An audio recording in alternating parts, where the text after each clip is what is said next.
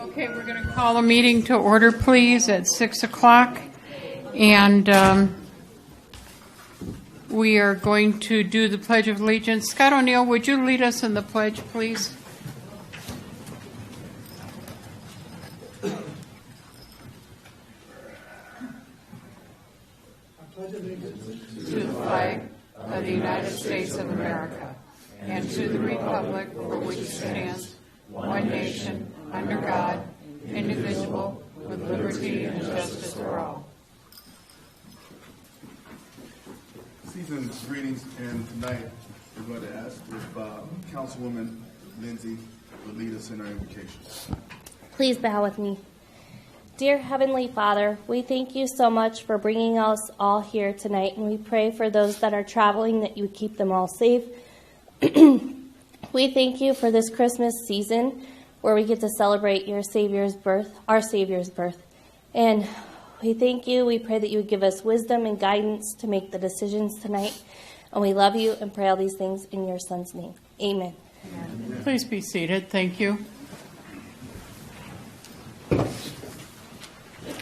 Okay, this is the time for the attorney's report. Thank you, Madam Mayor.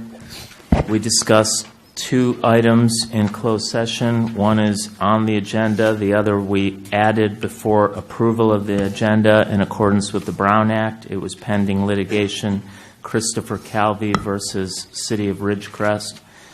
In both cases in closed session, reports were given by staff. Direction was given. No final actions were taken. Thank you, sir. If council members, if you'll join me at the podium.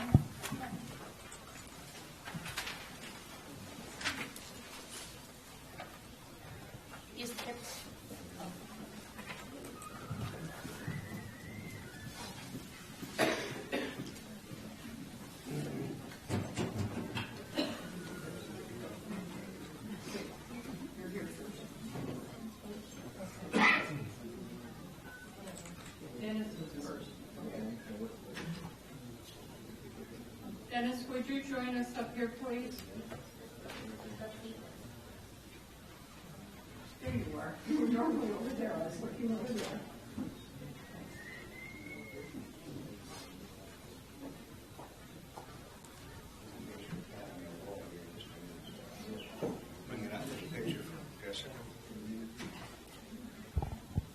A proclamation of the City of Ridgecrest honoring Mr. Dennis Spear upon his retirement.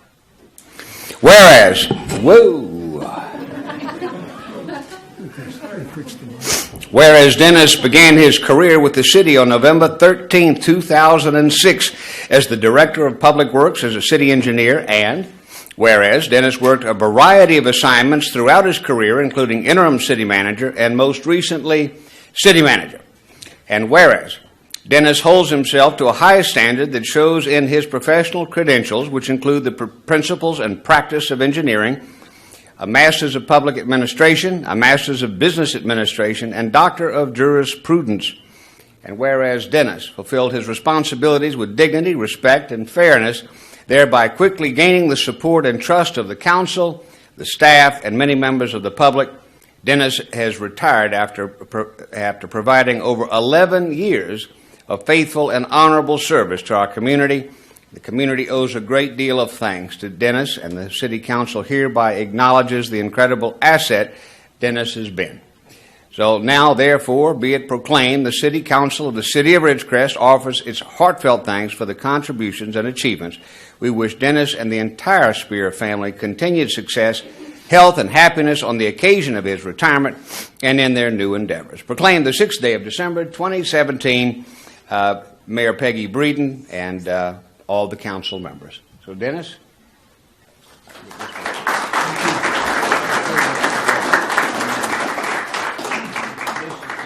This is gorgeous. And this has the council members' names and the mayor at the bottom, presented to City Manager Dennis Spear upon retirement in recognition of 11 years of faithful service to the City of Ridgecrest. I'll shake your hand here. And it's all yours. Well, really, I'd just like to say a few words. One is I'd like to thank the council for its patience, for its guidance. I'd like to thank staff, most importantly, for its support. The community really doesn't know the value and importance that the City of Ridgecrest employees are. They're a real asset to the community. They step up. Even when we're short-staffed, they're always there. They always perform. And I'm really proud of them and have been very proud to be a part of them. And then at last, I'd like to thank the city, the community, for the privilege, really, of serving here for the last 11 years. It's just a really great city. Thank you.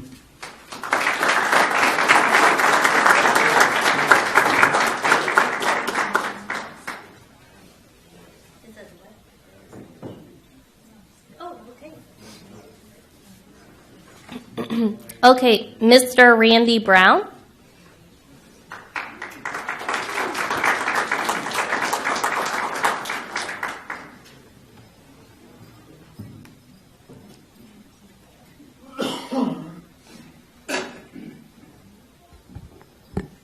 Okay, let's start reading.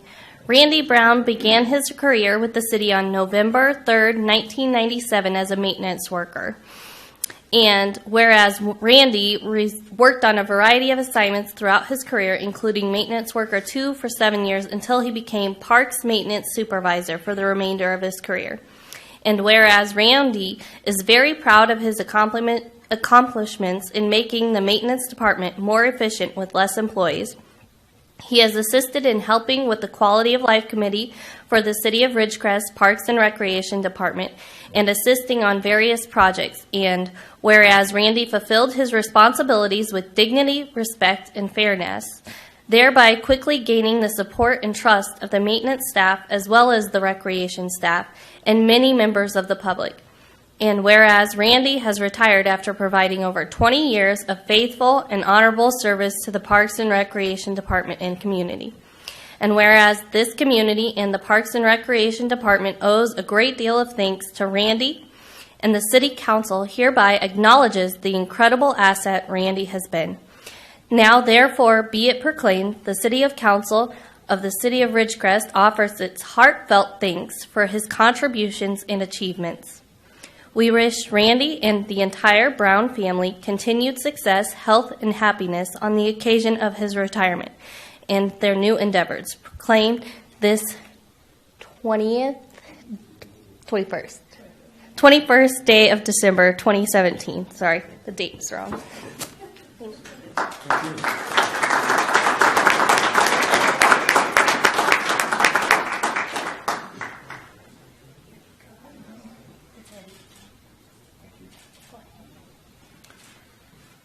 I'd like to thank the city, the council, my fellow employees that have made it a pleasure to come to work for the last 20 years. It's been a good job, great department, and I see the department doing well in the future. Things are good on the horizon, and I wish them well. It's been a pleasure, Jason, Mindy, people I've worked with for a long time. I'm going to miss you. Thank you.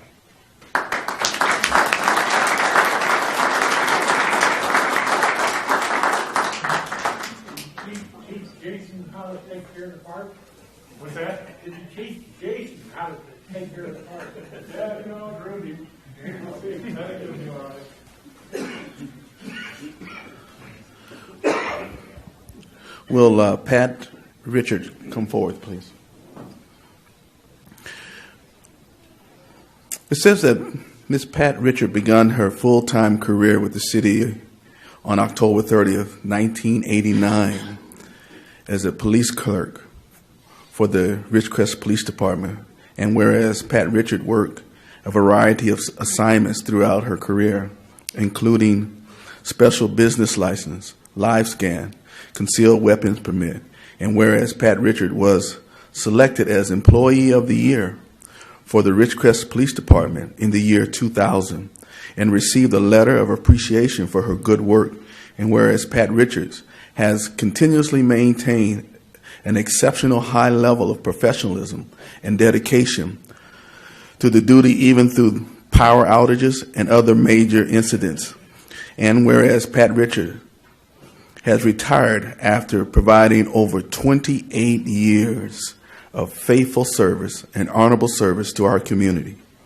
Now, therefore, be it proclaimed, the City Council of the City of Ridgecrest does hereby recognize and thank Ridgecrest Police Clerk Pat Richards for her professional and personal dedication to the City of Ridgecrest on the occasion of her retirement, proclaimed on the 6th day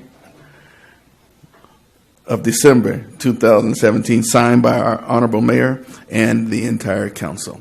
Let's give her a hand for 28 years.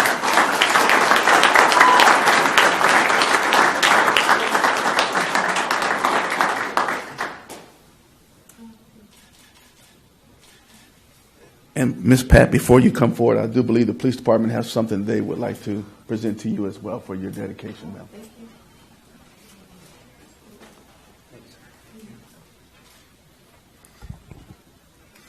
Pat, on behalf of all of our family here today, we got you a little something.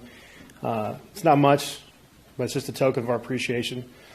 We didn't really know what to get you, but we know that you had some cruises coming up, and we're going to live vicariously through you. So we got you a camera so you can take us some pictures, and we got you a gift card with some walking around money. So from all of us, we're going to miss you. And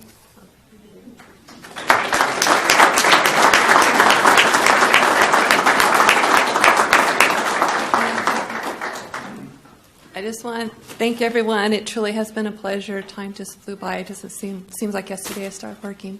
Thank you.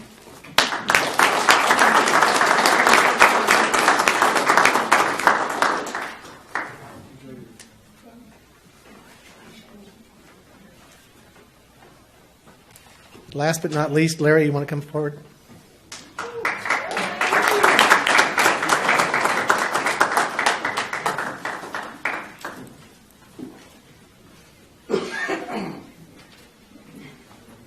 I'm mad at you, you know.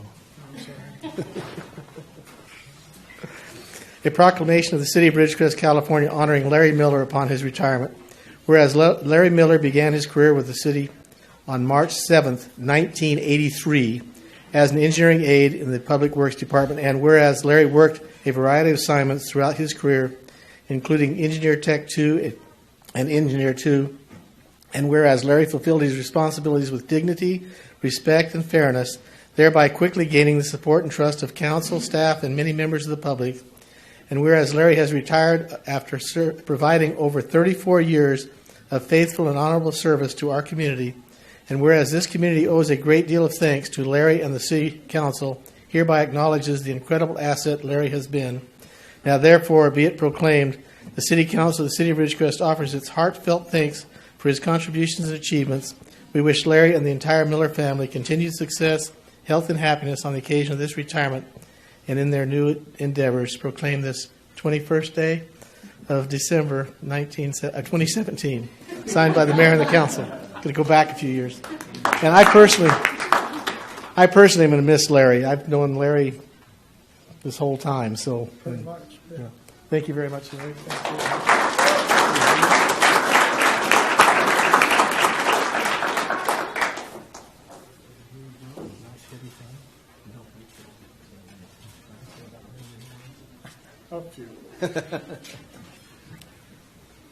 It's always been a pleasure to work for the city, and I will always consider it a second home. And I thank everybody in the city for the opportunity. Thank you.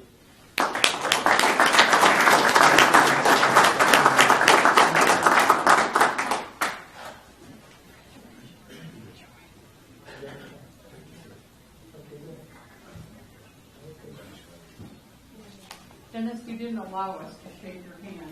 We're going to do it now. Thank you very much.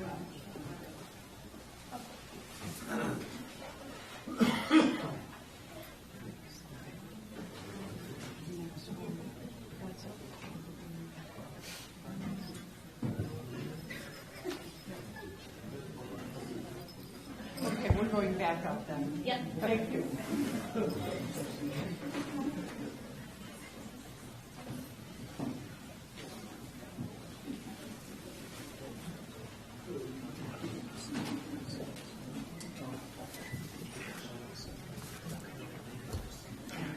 the sad part for the end of the year is losing so many of our family, and I'm glad that we have so many left and new ones to find and seek to continue the work. So I thank all of you.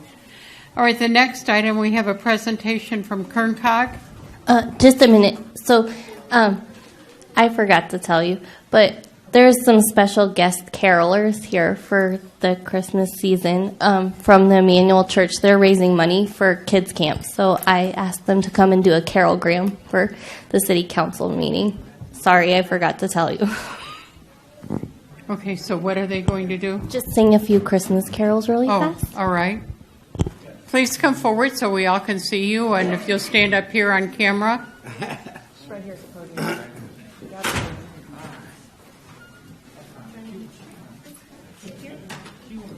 Here or? Yep, that's okay. fine. All right. That way you're by the mic.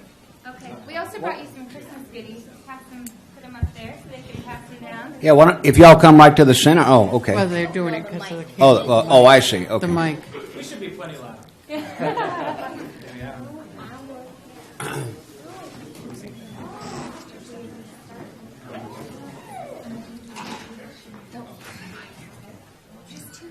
Okay, ready?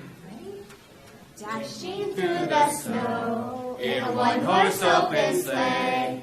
Over the fields we go, laughing all the way. Hop, hop, hop. Bells on bobtails ring, Making spirits bright. what fun it is to ride and sing a sleighing song tonight. Oh, jingle bells, jingle Jingle all the way. Oh, what fun it is to ride in a one-horse open sleigh. Hey, Jingle bells, jingle all the way. Oh, what fun it is to ride in a one-horse open sleigh. Wow, thank you. That was wonderful. Thank you very much. We wish you a Merry Christmas. We wish you a Merry Christmas. We wish you a Merry Christmas and a Happy New Year. Good tidings we bring to you and your kin. Good tidings for Christmas and a Happy New Year. Merry Christmas. Thank you.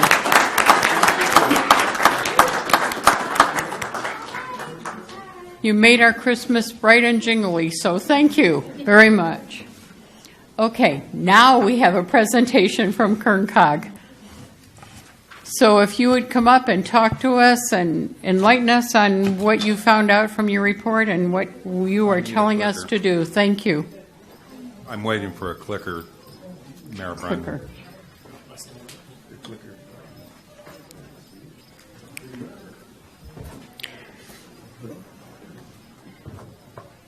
Thank you. Good evening. My name is Pete Smith. I'm with the Kern Council of Governments down in Bakersfield. It's kind of sad to see Dennis Spear go. He was on the member of my Transportation Technical Advisory Committee, and the mayor has been a member of my board of directors, and now Mr. Maurer is. The Kern Council of Governments entered into the contract to produce an active transportation plan for the Kern region with a firm called Alta Planning and Design out of Portland, Oregon. And what it is we're planning for bicycling and walking activities throughout the county.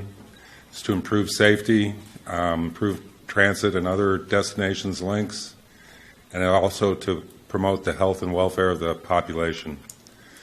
The goals of the report were to improve accessibility and safety, health, equity, education, encouragement, enforcement, and the policies and goals of the report. We're trying to plan for all types of bicycle riders, the long-distance commuters, the racers, the neighborhood people, and particularly children. Likewise, with pedestrian facilities for all manners of people, particularly those that have ambulatory issues, people in wheelchairs, people in walkers, the elderly, or people that are not fully ambulatory. This was the extent of the project locations. Ridgecrest City was one of the target locations. We had a walkability exercise in the community about a year ago, and we also attended a street fair to get public input for the proposal. We've included the existing conditions. We've had extensive outreach, and the end product is a short and long-range plan to enhance walking and bicycling. This is the schedule. We're near the end of the final presentations, and we're making the final markups now. We assess the land use, the demand analysis, collision analysis, and past expenditures. This is some existing streetscapes in Arvin, Wasco, and then in Maricopa, existing bikeways in Bakersfield and Shafter. This was a list of our outreach contacts. There's considerably more than that. That was just the initial contacts. I believe the upper right-hand corner is the walkability exercise that we had in Ridgecrest. We also produced a web page and outreach in Spanish and English. So the recommendations are community-wide, spot improvements, end-of-trip facilities, and we have identified potential funding sources for the activities. As an aside, we've identified about $250 million in bicycle and pedestrian facilities needs throughout the county. Obviously, we can't meet that in one fell swoop, but we hope to have incremental funding over many, many years. This is a picture of the Wasco proposals, the Delano proposals. We also did work in the Lake Isabella area, and then the proposal in the lower right-hand corner is that Ridgecrest proposal. End-of-trip facilities are very important because you need some place to put your bike. These are various types of storage facilities. And probably the most critical point from a city perspective is maintenance. It's very easy to get money to build the facilities, but the ongoing maintenance is an expense that never ends because the facility needs to be maintained for safety. And then these are the 5 E's: engineering, education, encouragement, and evaluation. So we looked at a number of criterias. Again, I won't read them to you, but these were some of the criteria that we used to evaluate the projects. And the priorities are not set in stone. They have to be able to be flexible, and we have to be opportunistic with the funding sources. And that's the end of the presentation. I know you have a very long agenda tonight, so I've tried to be brief. I'd like to answer any questions that you may have. I had one. You said there was $250 million in needs in the county. Is that correct? It's actually a little bit more, but that's the round number. Were you able to give us an evaluation of our needs here in this community? It's about $3 million that we figured so far, mostly in sidewalk facilities. The city of Ridgecrest has been very aggressive in providing bicycle facilities over a long period of time. I haven't added it up, but we put, $300,000-$400,000 into mostly bike lanes in along major streets throughout the city of Ridgecrest. Okay. So any other questions from council? Okay. Is there anybody in the public who wanted to ask a question of Kerncog and their study? Okay, then we thank you. Thank you. Appreciate you coming every year. And oh, I didn't see. Sorry. Dave, did you want to ask your question, please?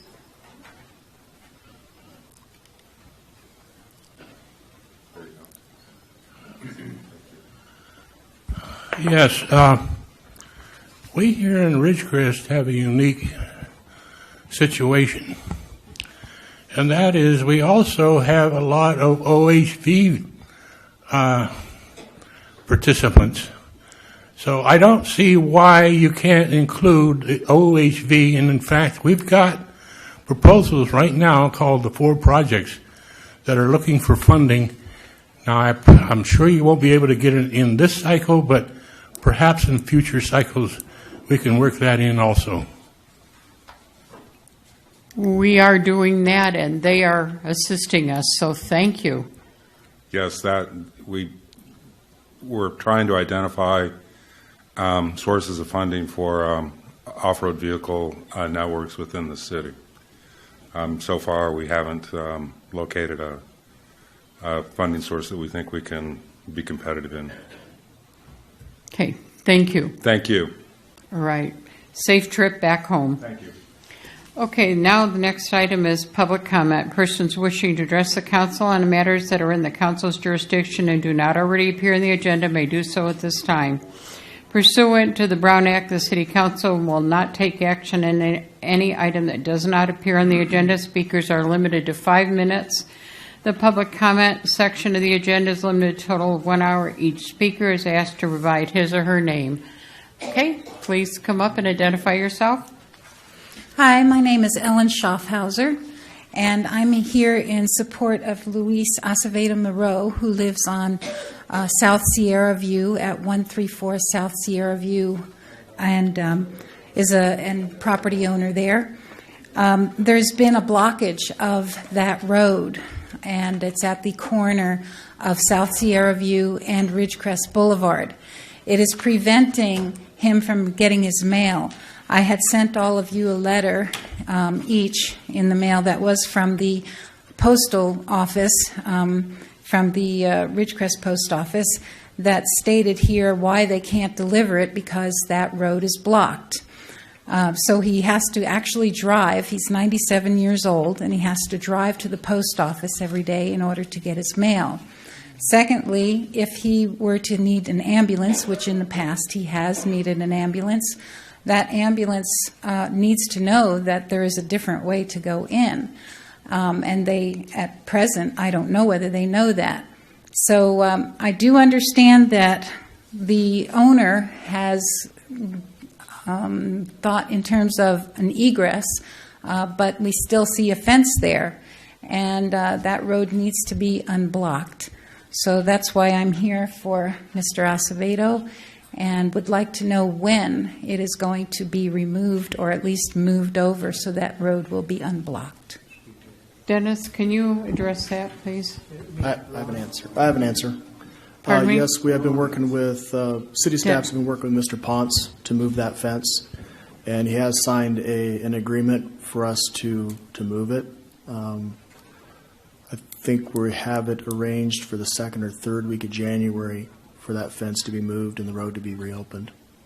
So the 2nd or 3rd week in Correct. January. Yes. So Mr. Acevedo will, at least for that time period, he'll know when it's going to be removed. Okay? Correct. There were no easements on that road, and so Mr. Ponce was within his rights to build the fence, but we have spoken to him, and we worked out an agreement with him to reopen the road. All right. So at least he knows that it'll be approximately a month before Correct. that is moved. Okay? Thank you. Thank you. My apologies. You're not Dennis. I know who you are, but thank you. Okay, next, please. I'm Pete Lesniak, and I'm here as a friend of Luis as well to kind of second the motion here about getting that fence moved. You know, when Ridgecrest Boulevard was redone, there's definitely a road that has a shape right there, so I recognize that didn't have a street sign on it, but it's definitely there, so I kind of find it amazing property owner would just put up a fence and basically block a dirt road. But anyway, I'm here to show Luis's support. Glad to hear it's going to be done in about a month, so we got a time. Great, thank you. Do we have a phone number for you so that we can let you know? I'm sure you'll know by seeing it not being there, but do you have a way to communicate with them, Ron?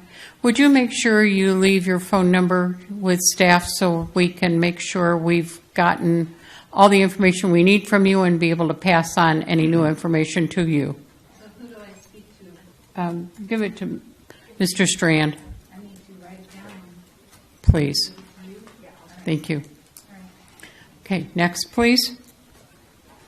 Lori Acton, just a quick update for the public, and you guys should have a copy already. But the tier was released. The tribal environmental document is online. It's available online at tempashawcasino.com.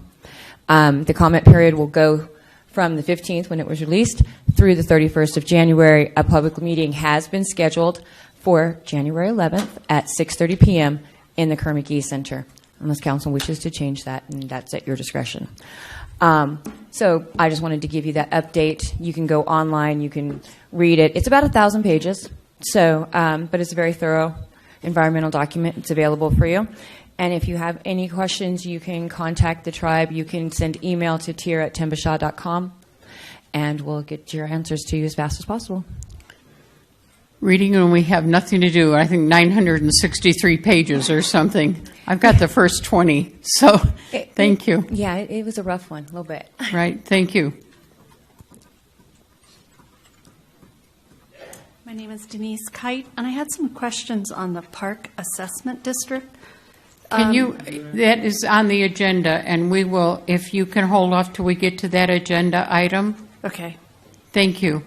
I appreciate it.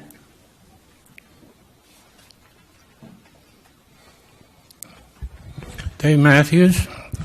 I'd like to say Merry Christmas and a Happy New Year, prosperous New Year to everybody here and the council and all the city employees, especially those who are retiring.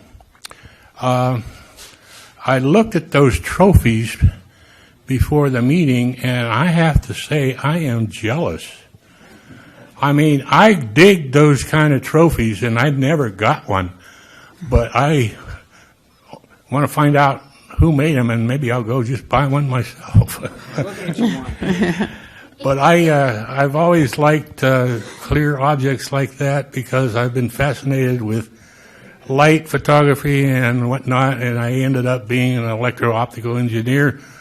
So I appreciate those kind of things, and I think the city did a wonderful job on those presentations.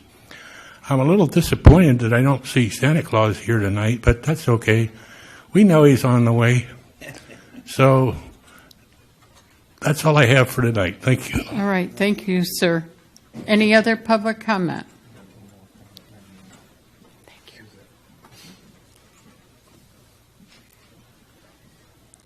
Good evening. Suzette Caulfield, CEO of the Ridgecrest Chamber of Commerce. I wanted to thank Lindsay and the rest of the EDC committee that met on last Wednesday. It was enlightening, and I appreciated the information and look forward to working with you and others in the community on the calendar, community calendar. It's going to be something that's really going to help with our quality of life and also our communication between our organizations, the base, and our community. So I appreciate your input on it. Thank you. Thank you. All right, no other public comment. Okay, we will come to council now. No, we do?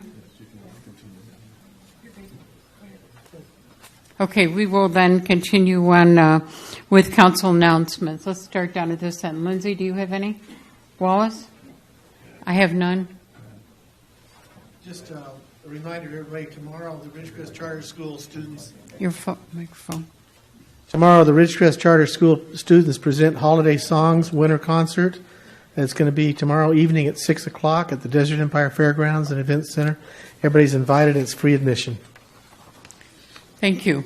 Okay, we will go on to the consent calendar. All items on the consent calendar are considered to be routine by city staff and will be approved in one motion if no member of the council or the public wants to comment or ask questions.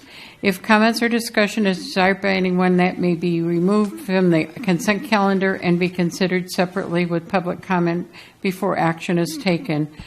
I am going to read number 6 and then ask everybody if there's anybody who wants to pull an item. Number 6, proposed action to approve draft minutes of the City of Ridgecrest City Council Successor Redevelopment Agency Financing Authority Housing Authority regular meeting dated December 6, 2017.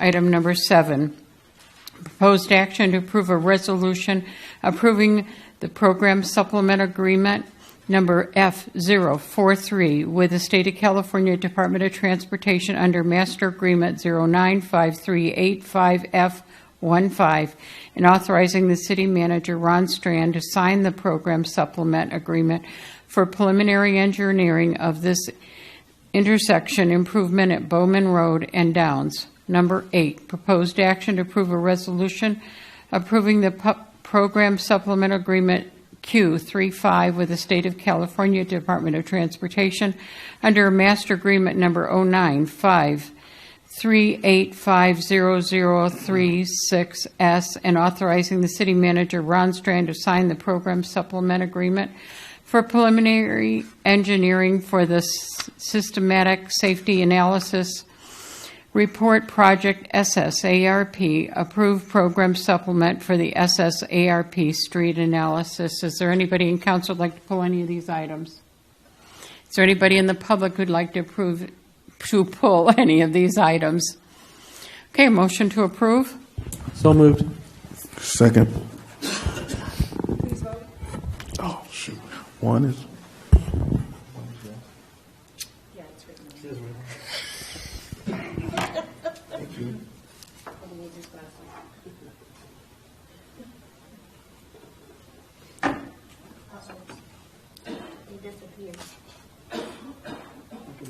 Will they come back? We worked out. We worked out quite a few of the kinks on it. Can we just do it verbally? I'll revote. Just revote. Yeah, It it looks accidentally like got cleared. maybe when Eddie was delayed it. Thanks. No, I'm not. Just trying to. There we go. 5 yeses, motion carries. All right, the next item is discussion and other action items, discussion and provide direction City Council's representative on the board of the Indian Wells Valley Groundwater Authority. We had a meeting last Wednesday.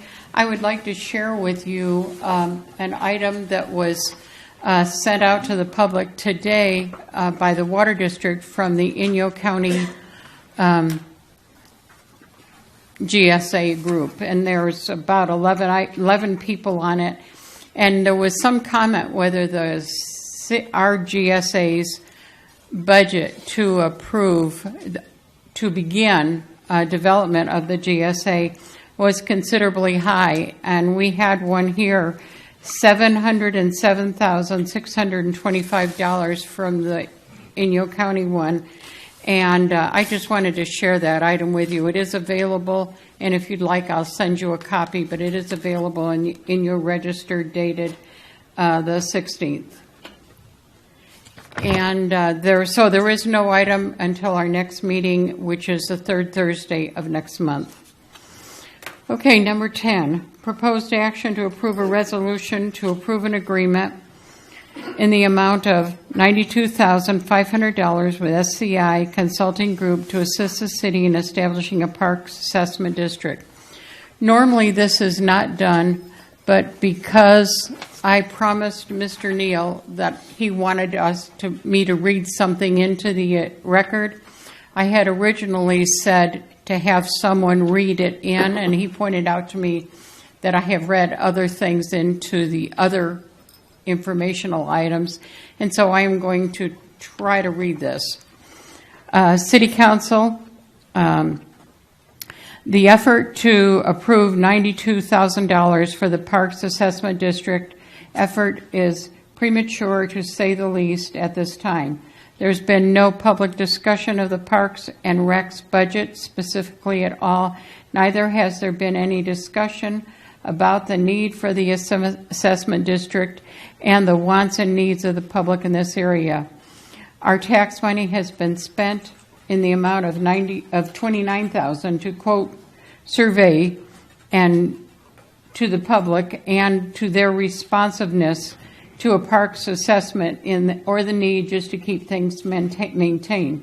The ability of the public to provide help fashion monetary effectiveness before large expenditures of funds is also being denied. I strongly suggest to provide input to the Parks and Recreation Committee meeting at and at a public hearing of the City Council, which is well advertised in the public so that our citizens can attend and voice their support, give their input, and help the City Council make a fair decision for all the citizens, not just something that will take money out of everyone's pocket to benefit possibly such a small percentage of the city.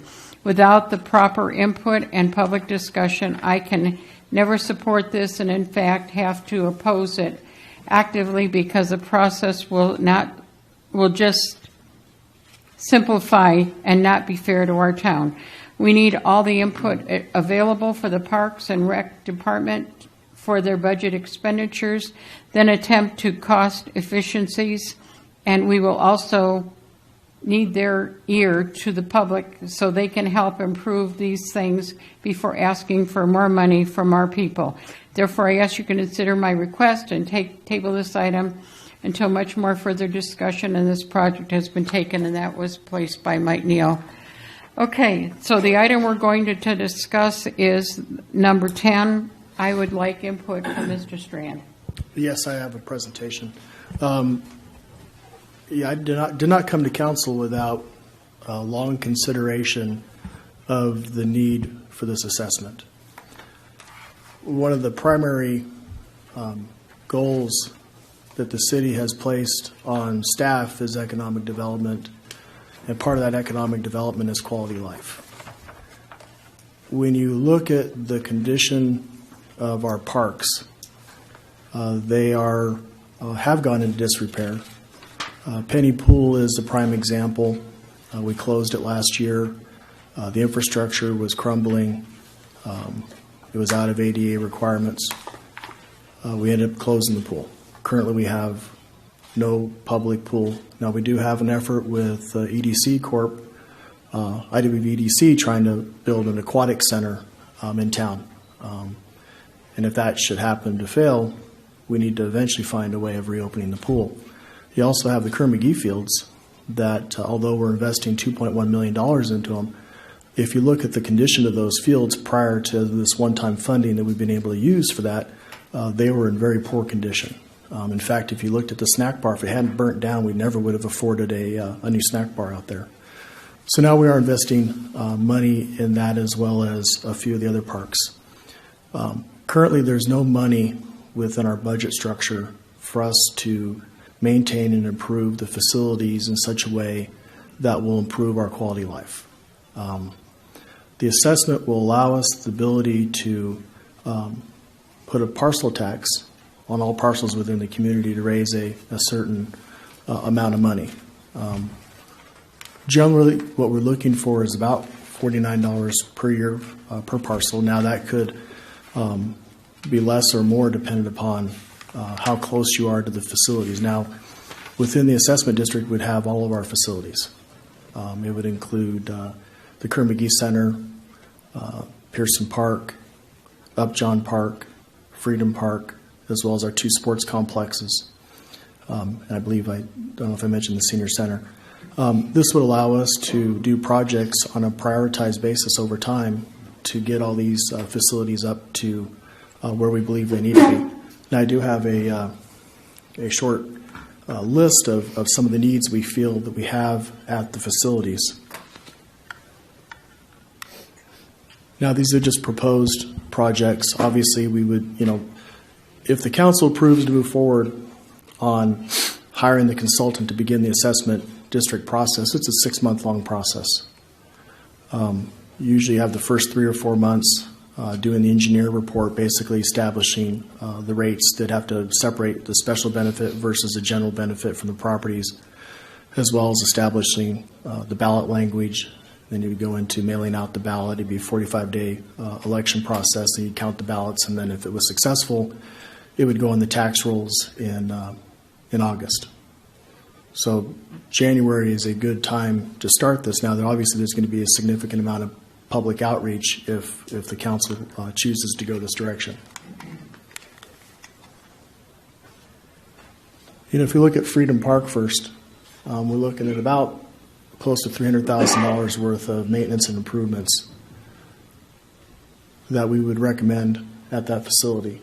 A lot of it has to do with the ongoing fertilization and seeding of the lawn, aerating, repairing the gazebo, which is rusting, redo the fountain, as well as possibly putting a bathroom out there, especially with the addition of the splash pad, to be able to provide people the opportunity to have that facility, because we are doing more evening programs out there, and it would help facilitate the better use of that park. Up John Park, same thing, grass, fixing up the restrooms, resurfacing basketball courts, shade structures, site furnishings, more of the benches and tables and that sort of things. We're looking at about a little over $300,000. Pearson Park, basketball court resurfacing, shade structure overhaul, replacing drinking fountain, add shade structures, play equipment. Now, we currently just put play equipment within that park. It was enjoyed considerably by the community. We'd like to be able, over time, to be able to place more equipment in there. But you have to understand that over time, even the equipment that we put in there now is going to eventually need to be replaced. And really structurally, we don't really have that funding in our budget to be able to address that.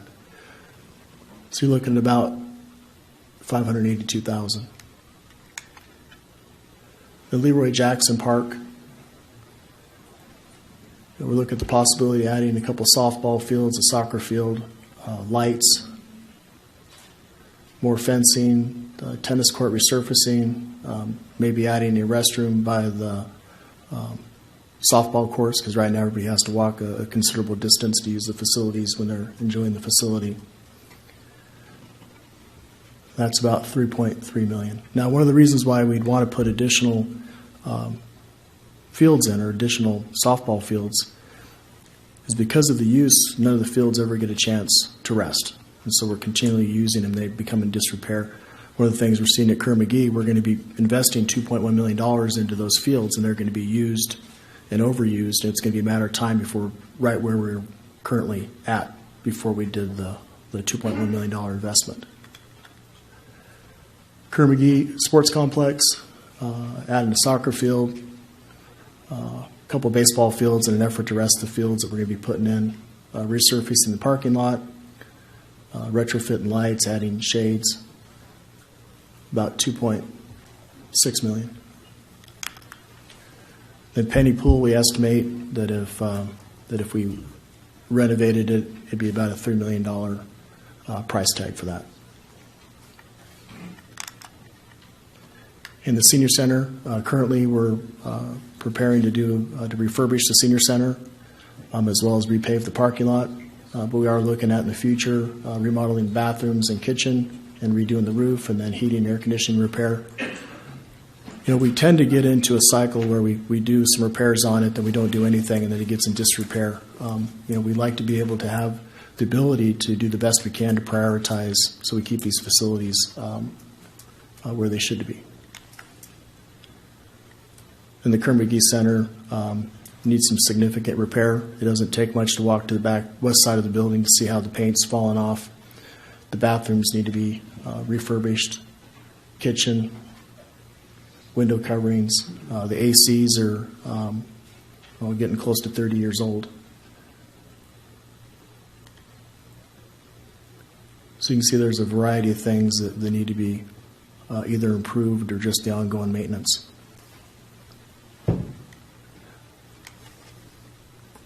So we're looking at a rough total of about $12 million. You know, to collect, $500,000 a year, obviously we'd have to prioritize how these projects would be done. Now, if we did do a benefit assessment, the assessment would be by the vote of a majority of the property owners that voted. It'd be 51%. If it passed, each year there'd have to be a report. So there'd be a guarantee that money can only be spent on these items and have to go towards either the maintenance or improvement of these facilities. And every year we'd have to report what the money was spent on and what we planned on spending on it for the next year. So there would be the ability for oversight on that. It'd have to be approved every year by the city council, as well as a resetting of the fees every year. Now, the council could not go any higher than what was set, but they could actually go lower if they decided to do something a little bit different.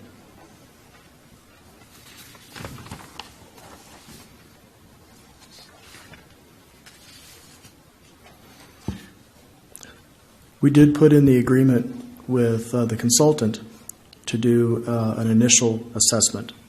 So if council did approve this evening to move forward on this, the consultant would do an initial planning assessment, and then we would report back to myself, city staff, and council with that report to test the viability of whether or not this would even be a viable park assessment to move forward on. So really what I'm asking is, when we look at our, what are our options to fix our facilities? We know that the facilities need to be fixed. I think you can ask anybody within the community if our parks and our facilities are where they need to be, and I think the answer is going to be no. Then you have to ask yourself, how do we pay for it if we do not structurally have that in our budget? And so this is one of the options that I'm attempting to offer to the council, to offer to the community, to see if they're willing to tax themselves to improve their facilities. And as you well know, one of the biggest issues we have within the community, the school district, the base, the hospital, is recruitment and retention. And this is something the city can do and the citizens can do for themselves, is to, maintain and improve the facilities in the ultimate effort to provide facilities for everybody of all ages to be able to have recreation, to be able to have facilities to recreate in. I'm not talking about growing more parks. I'm just talking about taking care of what we currently have and taking care of it in a manner in which, it can be serviceable down the road. So if you have any questions, I'll be more than happy to answer. I know we have a lot, so how do you want to start? Does anybody want to start? No. Wallace, I know you have some. Lindsay, I know I have some. I Mike? do have some, but I also want to make sure I hear from the public too. Okay, well, we'll let the public have their opportunity, but first I'd like to see what the council has to say. We'll open it up to the public, and then it'll come back to council. That's how I envision it, unless someone wants to do it differently. Okay. You're the mayor. You want us to go first? Okay, let us go first, because some of the questions that public asks may be the same ones we have.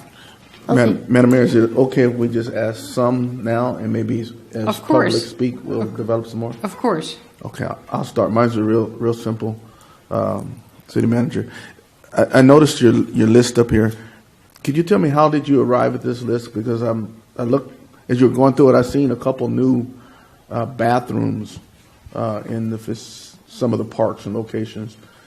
How did we get all those things included in there? If you could walk me through that process of how we got all that additional stuff. Walk you through. It's very simple. I asked Mr. Patton to provide a list of what he thought we would need over time to be able to improve and maintain our facilities. And when you look at some of the issues we're having at some of the parks, I mean, if there's going to be more people at the parks, we do have an issue with not having enough bathroom facilities.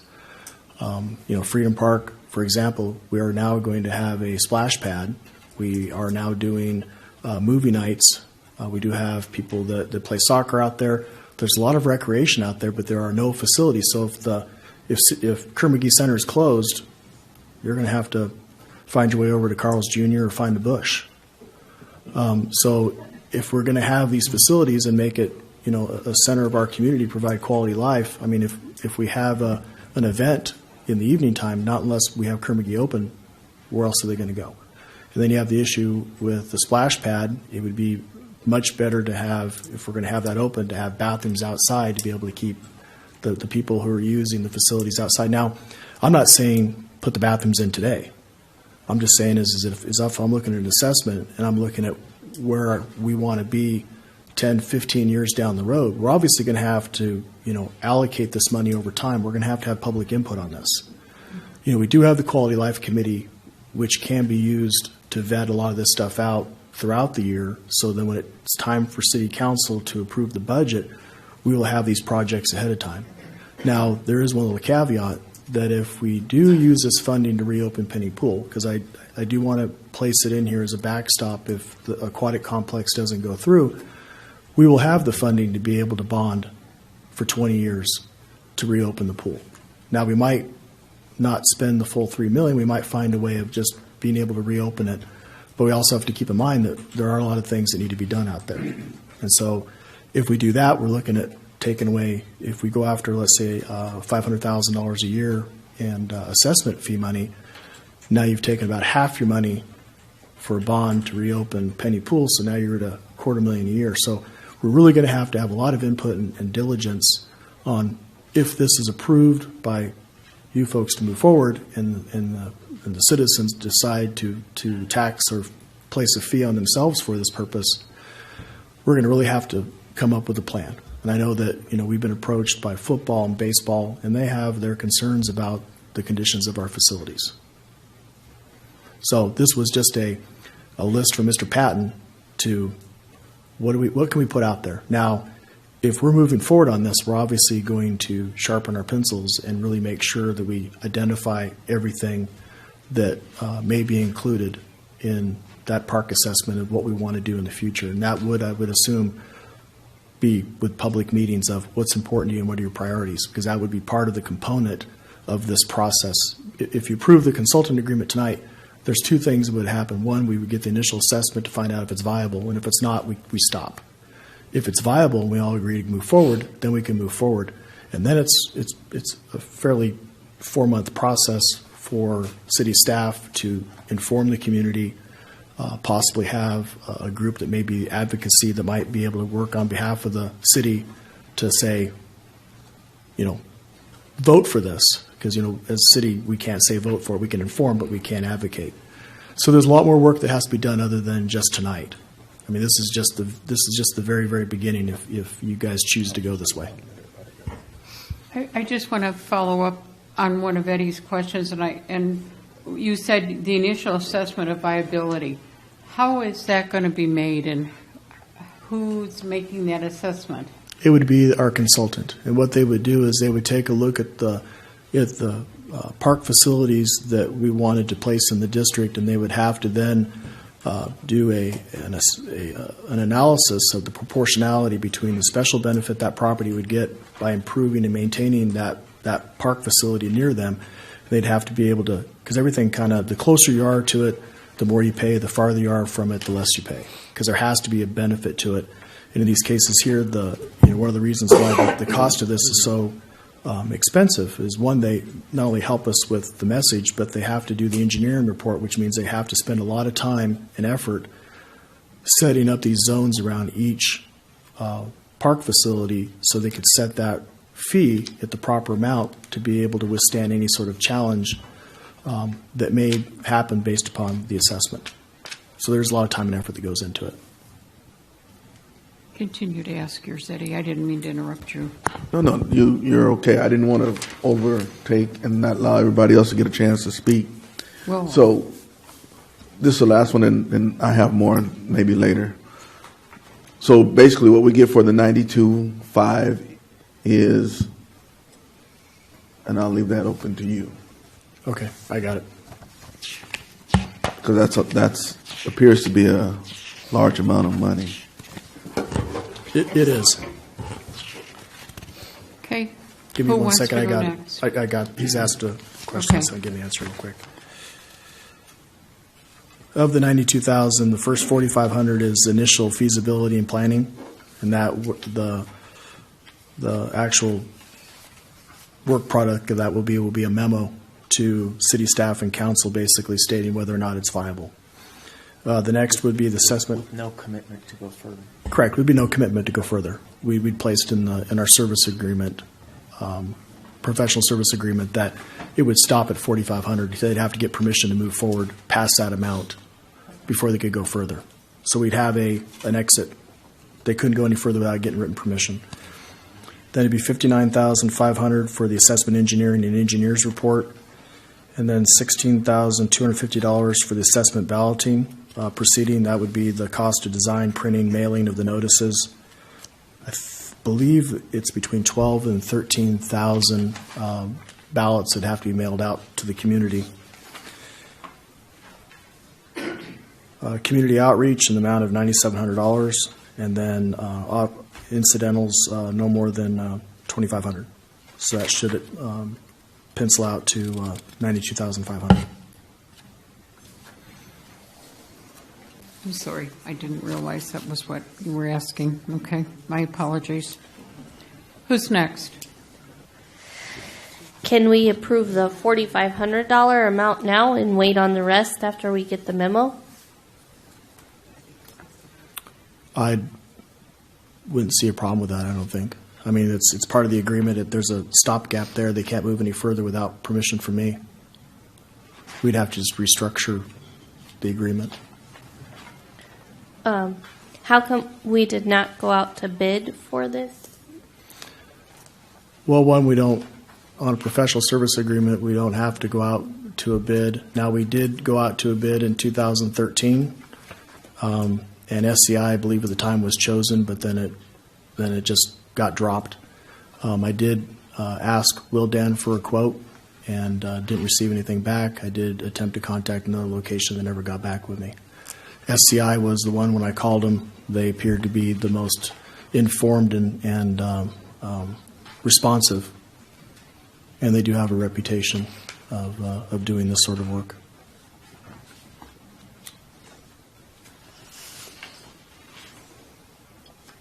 I'll ask Any some others? more. I have more, but I'll ask more later. All right, Mike? I don't have anything this time. Wallace, do you want to go? No, I want to be last. I want to hear what everybody has to say. Last after council or last after everybody? Last after all the council. Okay.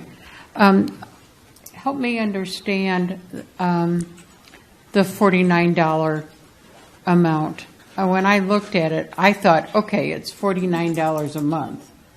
Well, it clearly is $49 a year, and we raise $500,000 a year while needing, depending whether you put Penny Pool in or not, approximately 25 years of funding before you even, okay, so let's say 20 years of funding before you get to the point of we've fulfilled all those needs, and now we haven't even started over to repair all those things that are going to be needing repair in the 20 years.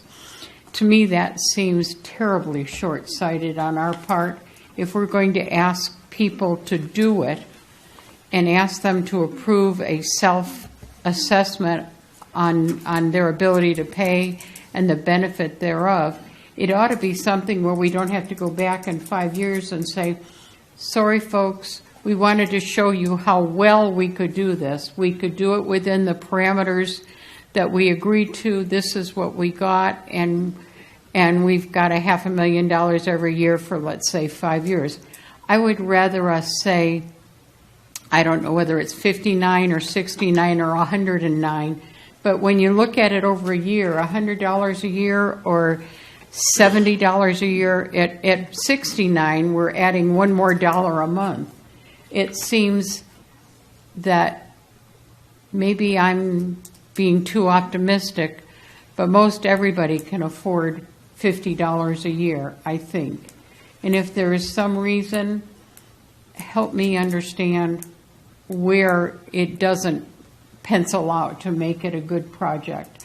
I don't want to go back afterwards and say, I'm sorry we didn't ask for enough. And I would rather be honest and open with the public and say 69, Yeah, just whatever, to make, or 49, whatever. But I don't want to keep going back every 5 years because we don't have enough to do this. Well, just to be clear, the $49 is an average. I mean, there are going to be some they're going to pay less, and there are some that are going to pay more. So $49 is just the average when they do all their zoning around the park and city facilities. Why $500,000? We do need more. You are correct. But I would rather ask for something that I believe that the community will approve and bite off on. You're only talking if at $49 a year, you're talking $4 and some change every month. For some, that is, it's like the camel's nose under the tent. They think, oh, you're going to come, now you're going to come back. That may be true. We may come back in 10 years and ask for more. But I would hope that if we did, it would be because the citizens wanted us to go back and ask for more. So we have a track record that we're spending the money appropriately. We do have a lot of needs. We do have a lot of stuff that needs to be repaired.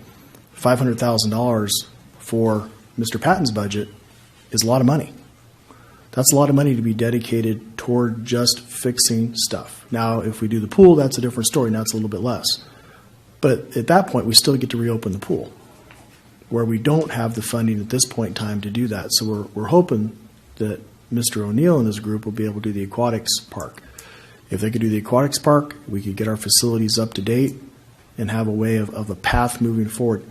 A lot of this stuff's going to be, we're going to have to allocate how we're going to spend it. We're going to have public input. We're going to have to prioritize how we're going to spend our dollars. I mean, some of these things we really want to have, but if you say, put a bathroom here versus, let's say, add a couple ball fields at the Kerr-McGee ball field so we can maintain what we have and keep it in good condition and not have to be spending a lot more money 10 years down the road, we'd probably go that way. If we could put another soccer field in with lights, now we are dealing with our youth and their ability to play soccer into the evening with lights. We're putting less pressure on the football field. Because right now we have football, the families are putting a lot of money out of their own pocket fixing up the field to just every year have it be back in the same condition. So there's a lot that we can do with that. So it's not just a small sum of money. I would love to be able to have more, but I also understand that this is something new to this community, and we are asking them to place a fee on their property for us to take care of this. And even though there's safeguards in there, there's reporting, we have to say what we spend it on, we're restricted on how we spend it. Every year it has to come before City Council, it has to be approved by resolution, and it allows for public input. And if you choose to lower the amount, you can. Now we would ask to put an inflation tool in there for CPI, obviously, because in 20 years that $500,000 won't be worth as what it was 20 years earlier. So you have to put, some sort of escalator in there. But that's up to the council to decide whether or not they want to do that or not. So you're right. I'd love to ask for more, but I would assume there's going to be people that may be upset about us even broaching this issue in the first place. But for my position as city manager and as someone who's lived here and is planning on retiring here, we also have other things that are moving. We have the GSA. We're looking at the city probably being the one last entity that provides green space for our community. We are planning with, the building of our new wastewater facility to do recycled water. So we have the ability to keep our parks green so our kids have a place to play. We don't want to be Trona where our kids are playing on dirt. I get it. Might toughen them up a little bit, but we still need to be able to take care of this stuff. And you're right, there is going to be a little bit of mistrust out there. I get it. But we have to start someplace. Let me ask secondly, if what we say is if we pull Penny Pool out of the equation till we see where the EDC and Correct. that organization is going and Mr. O'Neill is going and how successful they've been, the money would be then held. Let's assume that they do everything perfectly and they've got a $10 million aquatics complex up. The money that we are using for, let's give them 2 years. That's all. That's all you need, Scott, 2 years, maybe a year, but whatever. I know you're a fast worker, and I know you have the public support behind you because they have all been very vocal in their support when they've been here on your reports. So I assume they're going to do well. If they don't, we come back and are using that $500,000 a year that we're collecting. Is any of it squirreled away for the potential of Penny Pool, or does Penny Pool come on at some squirreled away is a bad term? Now, obviously, we'd have to obviously work this out with the consultant. These are some of the finer details that have to be worked out. The idea would be is to include Penny Pool in the district, not spend any money, And if it takes 2 years for the IWV EDC to come up with a decision, then we would spend that money we received on other projects, and then if the pool needed to be refurbished, then we would bond a portion of that funding stream for the pool. We wouldn't have to set money aside just for Okay. that purpose. That's my concern, if it took but- 2 years, we could spend that money on needed projects on a prioritized basis in the meantime. There's been a number of comments, both Mr. Neal, and we've gotten letters. I did speak to one of the gentlemen, or to the gentleman who sent us all letters, and I believe he is a better mind. After I spoke to him, I asked him if he would come and talk to us, and he said that he was undergoing chemotherapy and was not able to. So I think he's of a better mind than what he sent to us. But as we look at this, I don't want to hear how the public has not had input. I don't want to hear how we have tried to do this, as Mr. Neal said in his letter, that we've tried to do it without public input at all. And I want to know how and when are the times the public's going to have input to this? Well, if we move forward on this, if it looks like we can, the consultant can begin the engineering report, we would probably mirror what we did with Measure L, Measure V. We would reach out to the stakeholders, we'd reach out to the community, and we begin to inform them about what we plan to do with their money. And we could have public forums and be able to answer everybody's questions. I mean, so yes, we would be into this with money before the public is fully informed. I mean, I'm hoping that we would be able to have some of the groups in town maybe advocate for this within the community and help us get the word out and help us sell that, you know, if we went after this, that, you know, for the most part, it would be $4 per month. Now, some people would pay more. You know, you have the business community gets, you know, as part of this also. And so, you know, their bill would be a little bit higher, but we'd have to try and convince them what's in it for them. What's in it for them is our economic health via quality of life. This is just one way we can do it. I mean, one of the things we hear with the base and with people coming into town, nothing for people to do. The parks are in bad condition. You also have to understand is that we also have our school district that uses these facilities.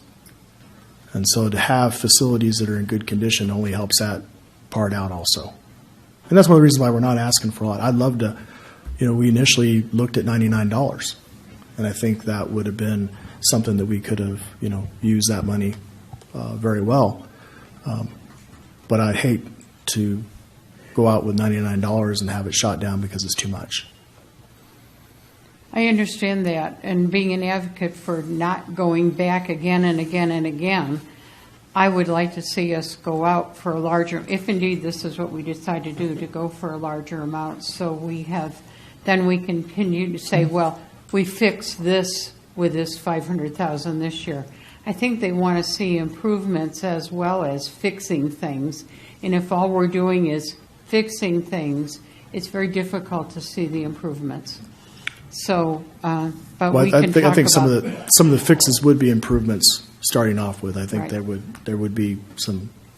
But we can talk about that. I know we all have other questions, but Wallace, go ahead with yours. Before Wallace goes, I want to ask a couple. That's okay. Oh, all right. Thank you. I want to know some of the actual way this works. The property owners vote on this, or is this this is not a general election? It's property owners that vote. It's property owners. And did I understand you to say that people living closer to the facilities pay more? Correct. That's how they establish the special benefit, is by the proximity, your ability to have closer access to the properties. Okay. And that's what takes the amount of time is to establish these zones around the city facilities to be able to establish, you know, these fees, because some of them are overlapping. So that's the idea behind the initial planning report, is to kind of get an idea. I mean, if the council, you know, elected to, if they felt that they wanted to go a little bit higher on it, we could have the consultant look at it that way also and see what they thought and report back. Okay, my other concern is being, I don't want to play devil's advocate, but I own two large pieces of property, that both of which are overassessed by the county by $200,000. So I pay a significant amount of property taxes already. And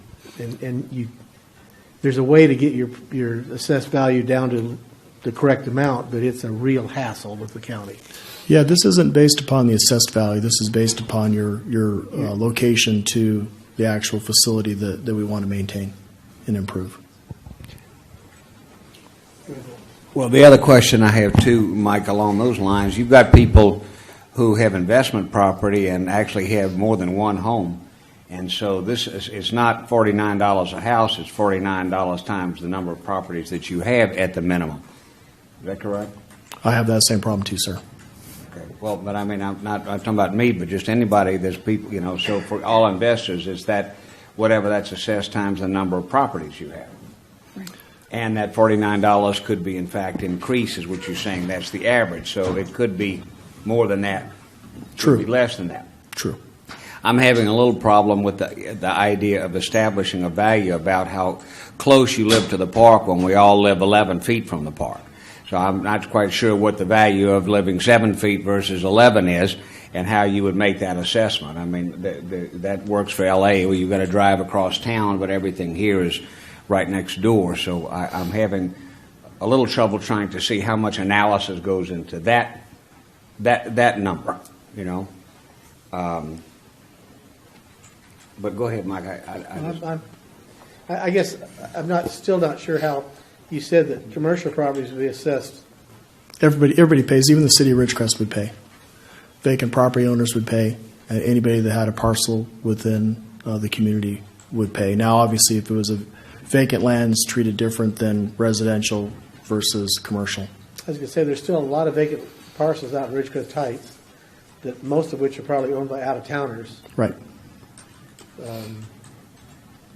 So you're assessing them. Obviously, their piece of property may be close to a park, but they physically are a long ways away from a park and will never use one. Right, but the property still does receive some special benefit because the improvement of the park and the maintenance of it. Well, also, likewise, you have. If you look the way our map is, I mean, Kern County it's goofy. Eventually, maybe we'll fix that. But we have, you know, this streets county, this city county, city county, city. So we all the county people. And we're taking advantage of the park. Now, it's fine if they were going to the pool and had a fee assessment, but for everything else, there's no assessment. So all the county folks get to take advantage of the park, you know, free of charge. True. They are considered what they report as a general benefit. Yes. And then there was some other discussion along the way that I didn't quite understand, which is that if I own, you know, if a person owns several properties, they get more of they get a percentage, a larger percentage of the vote, or something to that nature? How does that work? Every property owner, based upon the amount of your assessment, gets a vote. Every dollar is a vote. So say that again. Every dollar is a vote.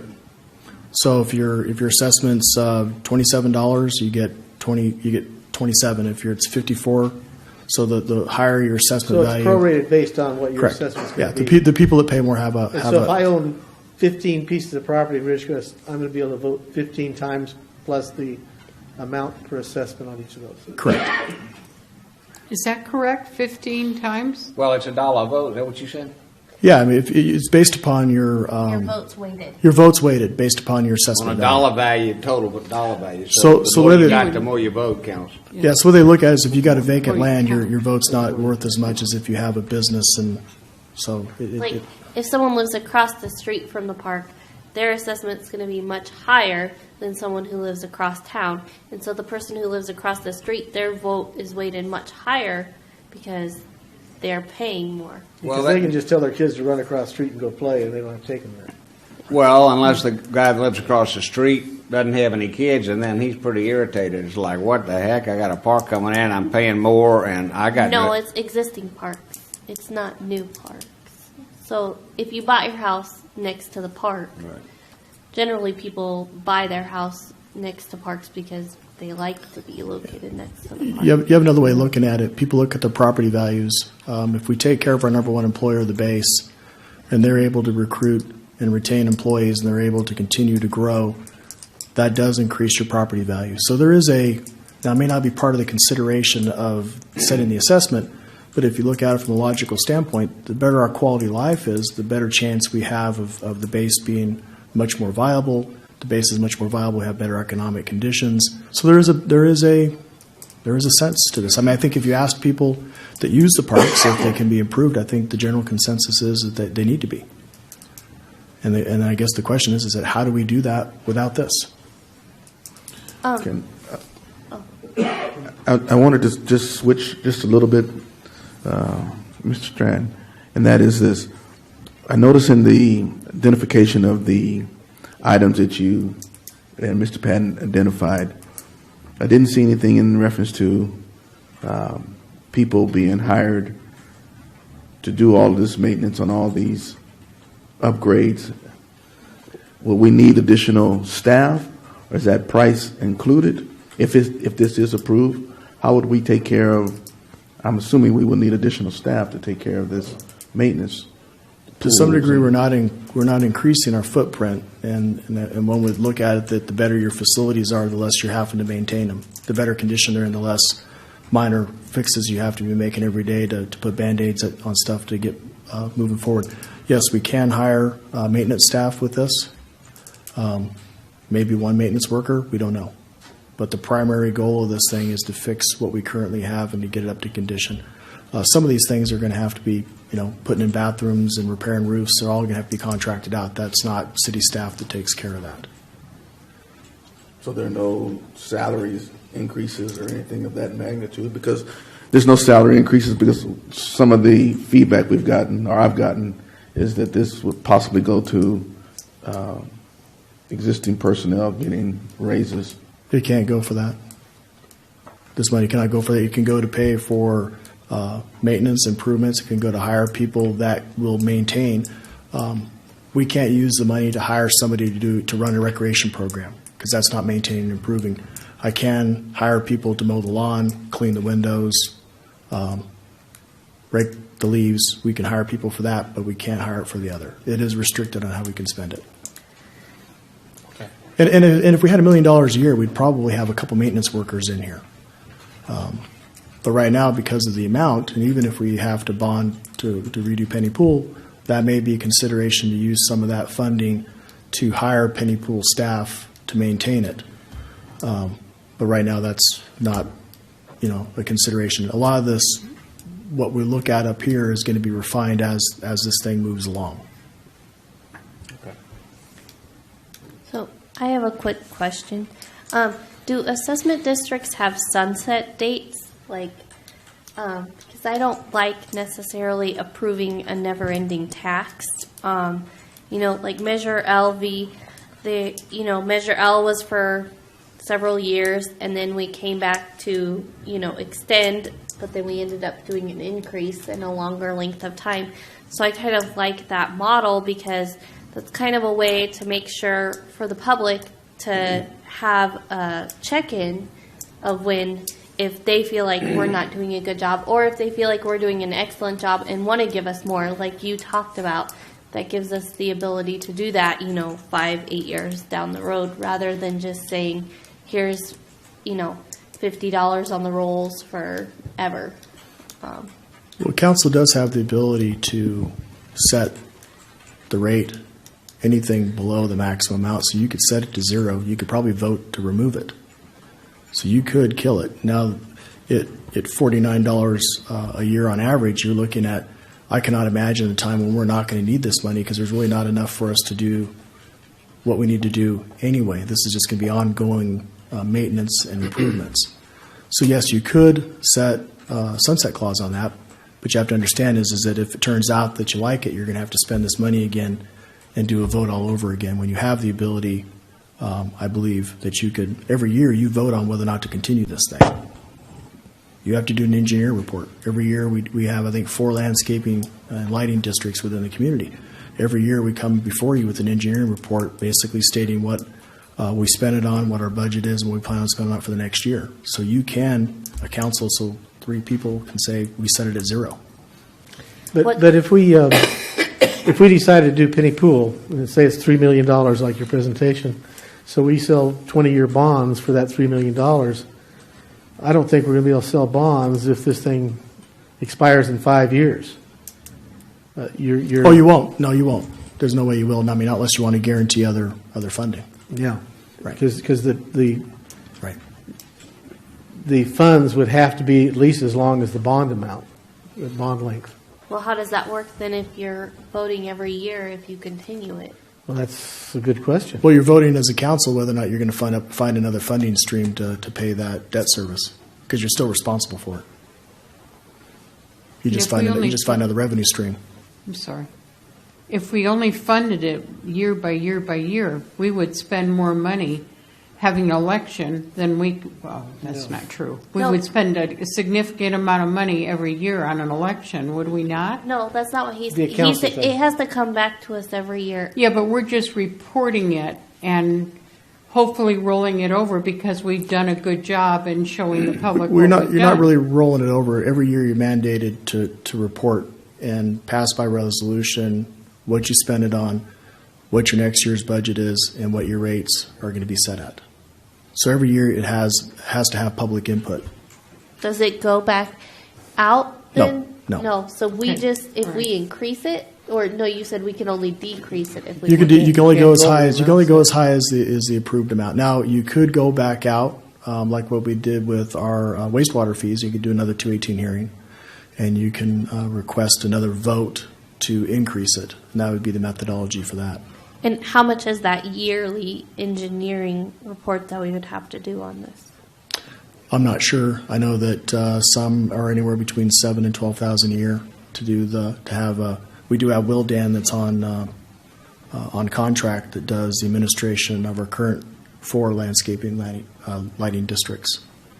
And I'm not too sure how much they charge us. It's probably maybe $2,000-$3,000 a year for that. It really depends on how significant it is. The current districts we have is just small neighborhoods. They're not, 12, 13,000 parcels.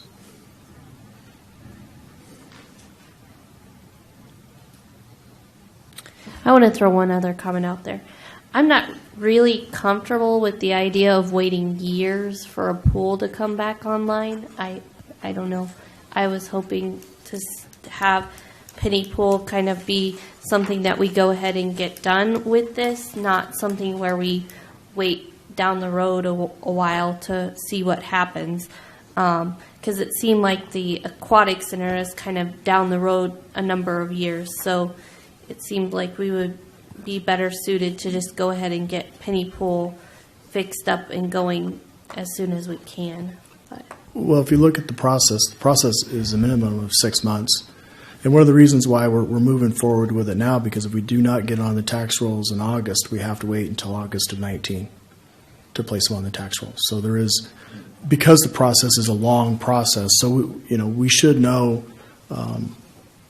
in 6 months to a year where the IWV EDC is at on the aquatic center. So we do have time. I would hate to pull the rug out of the people who have spent considerable amount of money to make this aquatic center, to begin, have done the study, do all the work, and then say, oh, by the way, even though we had the money, and I'm using the word had in quotes, to fix this, we didn't. And now we're going to say, well, we got it, and tough luck, sorry, we're going to pull the rug out from under you.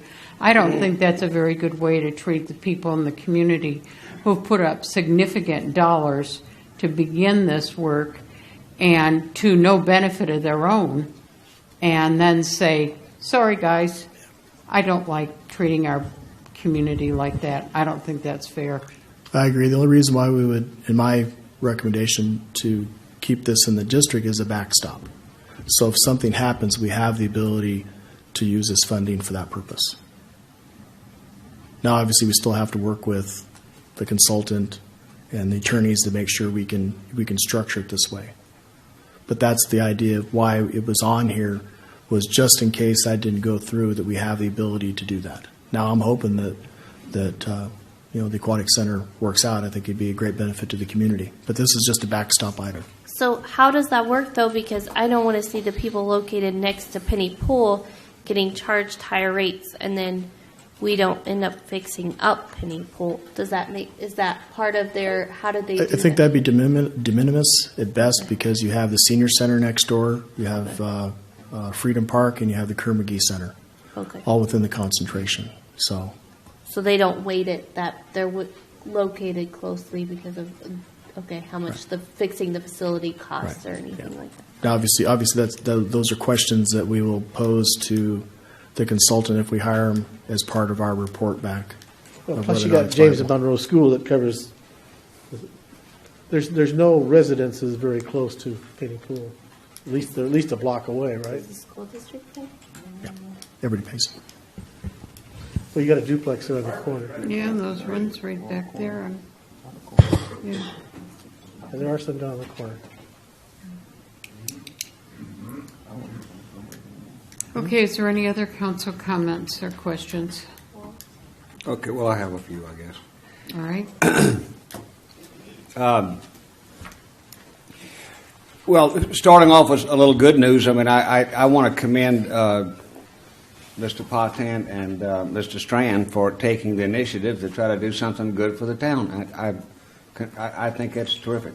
So I think that anybody who comes up with a plan and does a whole lot of research and time to try to make something happen, I think that's good. So start off with that. I think that the idea has merit, and I think that all of us want to see our parks and rec in good shape.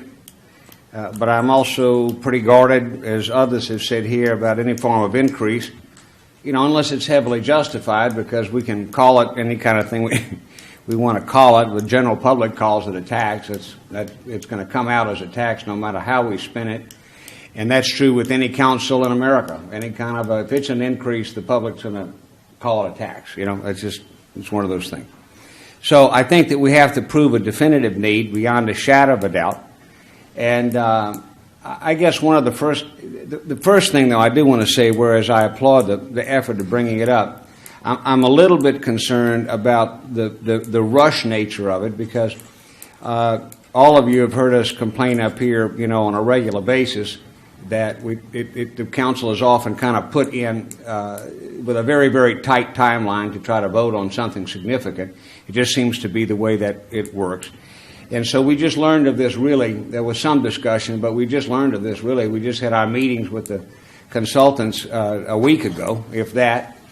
And then, boom, here it is, and tonight we're voting. So I just want to make a general statement. I know that everybody's, doing the best they can, but I personally would like to have had a little bit more time to look at some of these things and look at the data, the data that I had requested from the last meeting. And Jason's been doing a great job, and he got it, but I got it at 3 o'clock today. My work time on base ended at 5. By the time I got home and got dressed for the night, I don't have time to absorb.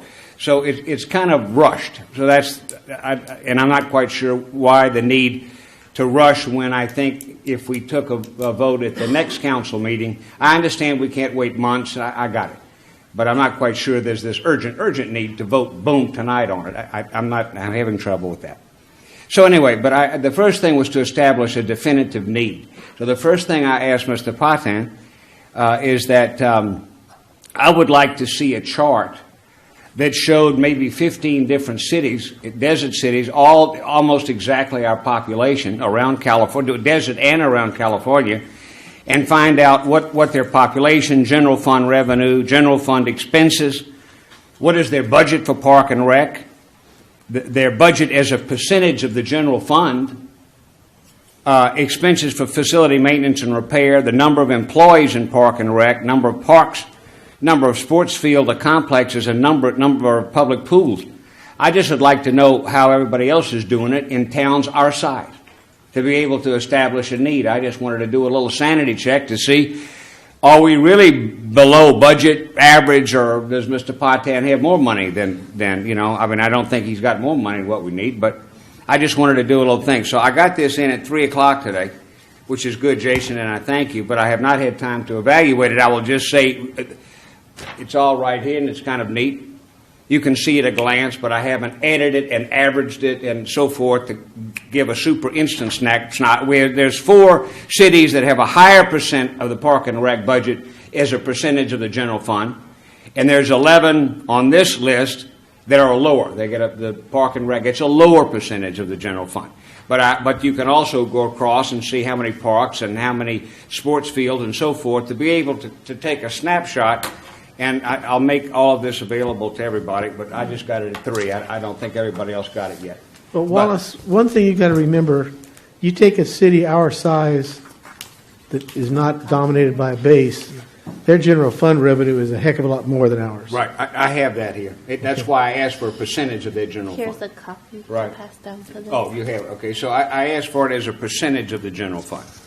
So to take that into consideration. So I just wanted to take a snapshot of where we are compared to other cities that are close to our side. Now, the second thing is I wanted a list of items that we needed to fix. I mean, what exactly is this money going to? I think is the other question. So the need and the second. So now tonight we have a presentation, and we do have numbers, and I think that that's good. But a lot of them are real big whopping numbers. 200,000 for this bathroom and 300,000 for that. I mean, they're pretty big whopping numbers. And so I don't have a breakdown on that, but I understand at this particular phase, perhaps we're not at that stage. But so we do have some numbers, but 12 million is a pretty big, that's a pretty big number. If we did a $99 assessment, that would put right now we're looking at $1,300,000. If this is correct for Ridgecrest, that'd be another million. We're talking about doubling the entire budget for the Park and Rec. If we did 99, that'd be double. So we're talking about that's a big jump, right? Big jump. So I'm not saying that that's necessarily good, bad, or indifferent. I'm just calling it to your attention compared to other cities. All right. So the other issue is this big thing of what we want to fix. It's a wish list. Concerning this engineering study, I have a little concern, and strictly in this, and that is that we've got we met with the gentleman, and not revealing any big closed session stuff. I think it wasn't really a closed session, but basically it's $100,000, and I asked him, well, how much of that is a boilerplate deal where you plug in the thing and the computer spits it out. I'm well aware of those. And how much actual work is involved with this. So what are we paying for $100,000? And what happens if we lose?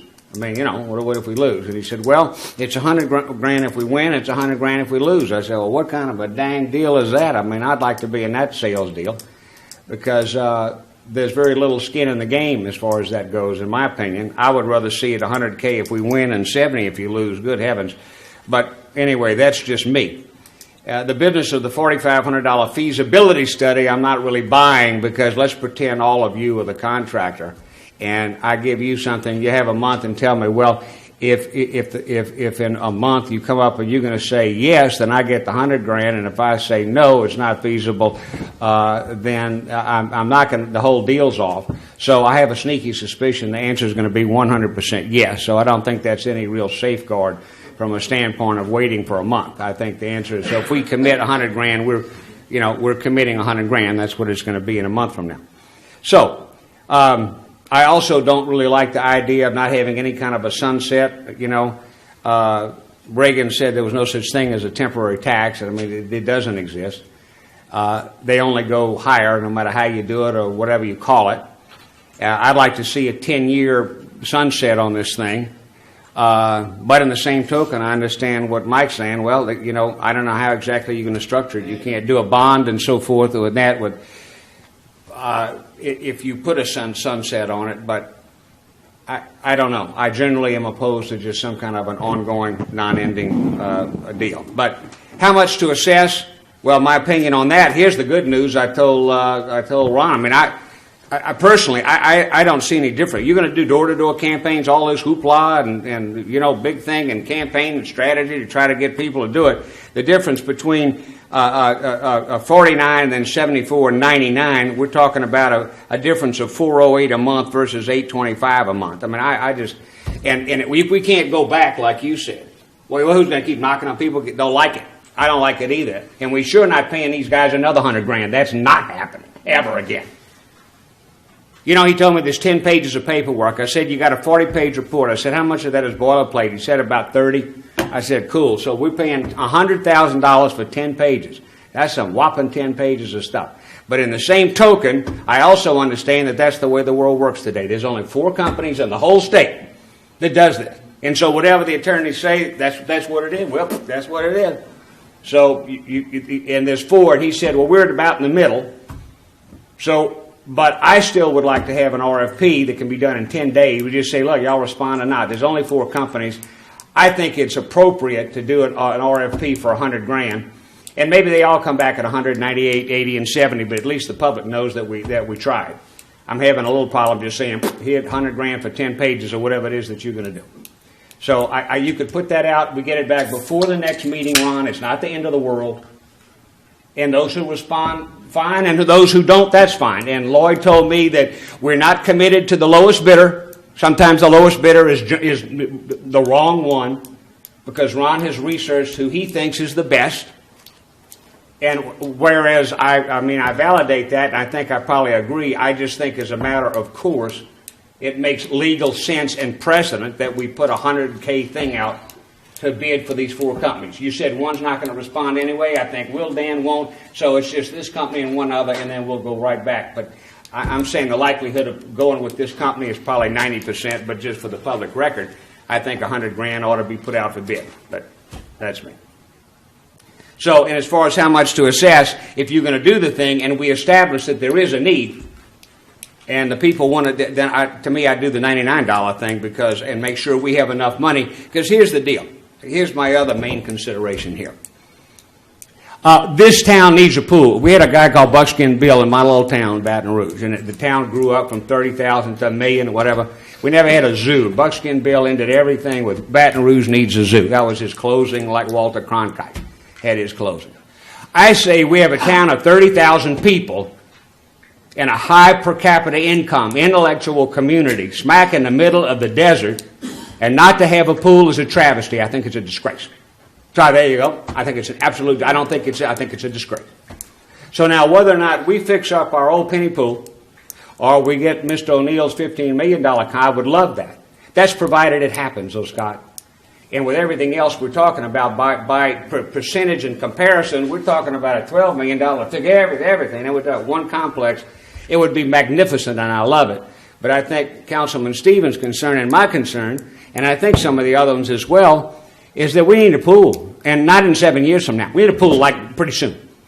So if the Aquatic Center can get their feasibility study done, and you know, absolutely get the details and all but, you know, commit to it as much as they can in a year, I think that's great. But this is going to be a 2, 3, 4, 5 year deal thing. I think we need to fix the penny pool. That's what I think. And if that comes along, I think that's great. Maybe we can do both of them. I don't know. I was hoping this would not be an and/or thing, Scott, because I agree with you, Peggy. But however it twists and turns, I'd like to make a public statement like Buckskin Bill did. Baton Rouge needs a zoo and Ridgecrest needs a pool. Okay, and we need it pretty quickly. All right, so now, if we do this thing, right now, just the way I feel, I would have more of a tendency to do a $99 assessment for a little bit more, making dang sure we have enough money to build that pool in the event that the larger complex cannot happen. I don't want that pool money ushered away to other things. So that money has to be locked up in a pool, however you do it in proportion. It has to be established because, to me, the number one thing, here's the deal. If we can have a recruiting brochure and try to bring in young people and young couples and they come to our town, hey, honey, let's drive around before we decide to move from, you know, wherever we are, New York, to come to Ridgecrest, and you drive around, they're not going to see the paint on Colonel McGee. They're not necessarily going to go see the bathroom at Colonel McGee. But what they are going to see in that color brochure that the city and the RACVB is going to have a front page is either going to be Scott's Aquatic Center or it's going to be our pretty new pool with the new additions. That's what's going to be on the brochure. So we get a lot of PR bang for the buck by having a pool. They're not going to see all this maintenance stuff. So there's a lot of additional value that comes from marketing and pride in community from having a really nice pool. So however we twist it or turn it, I think that needs to be in there. So, you know, I want to hear what the public has to say.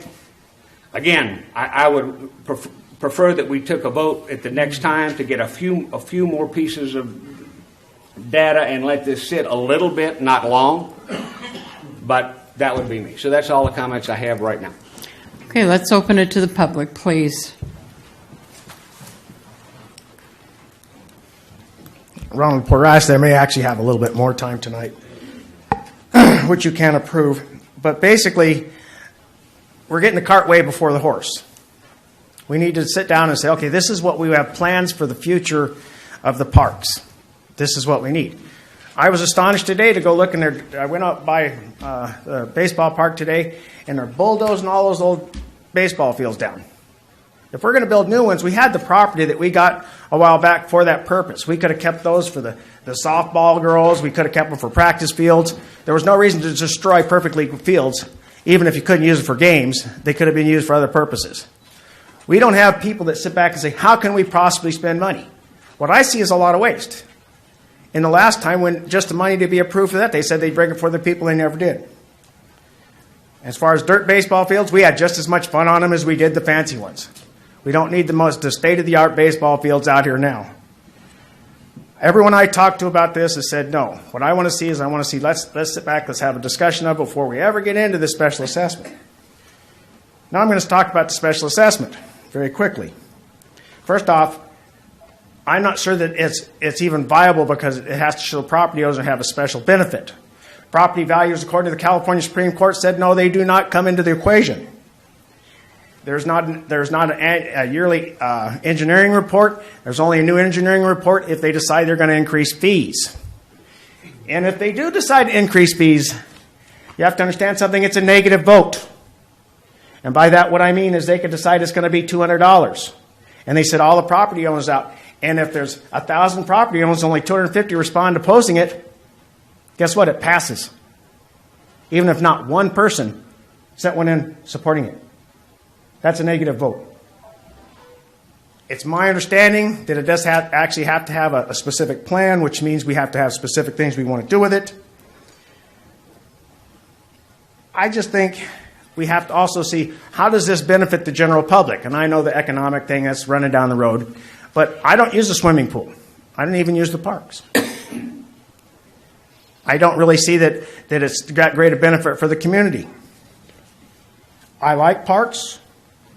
Unfortunately, it doesn't matter. We have enough. They don't have to have all the things. And when you walk into the dreamland of what we'd love to have, I'd love to have a lot of things. I hear people say, well, it's only $1 a month. It's only $4 a month. There was a comment, well, it's only $50 a year. Well, that might be my new fishing reels I wouldn't get otherwise.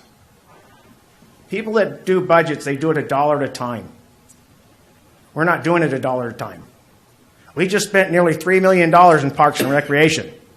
Maybe over $3 million in the last couple of years. All things that they said, yes, we're going to bring it to the public. What did they do? They didn't do it. I work government contracting. And I can tell you, if you sit down and break it down, you can save a lot of money. But it has to be broken down. We're not doing it. Every one of you sitting up there has a fiduciary responsibility to say, how can we possibly do this at the best dollar? We're not doing it.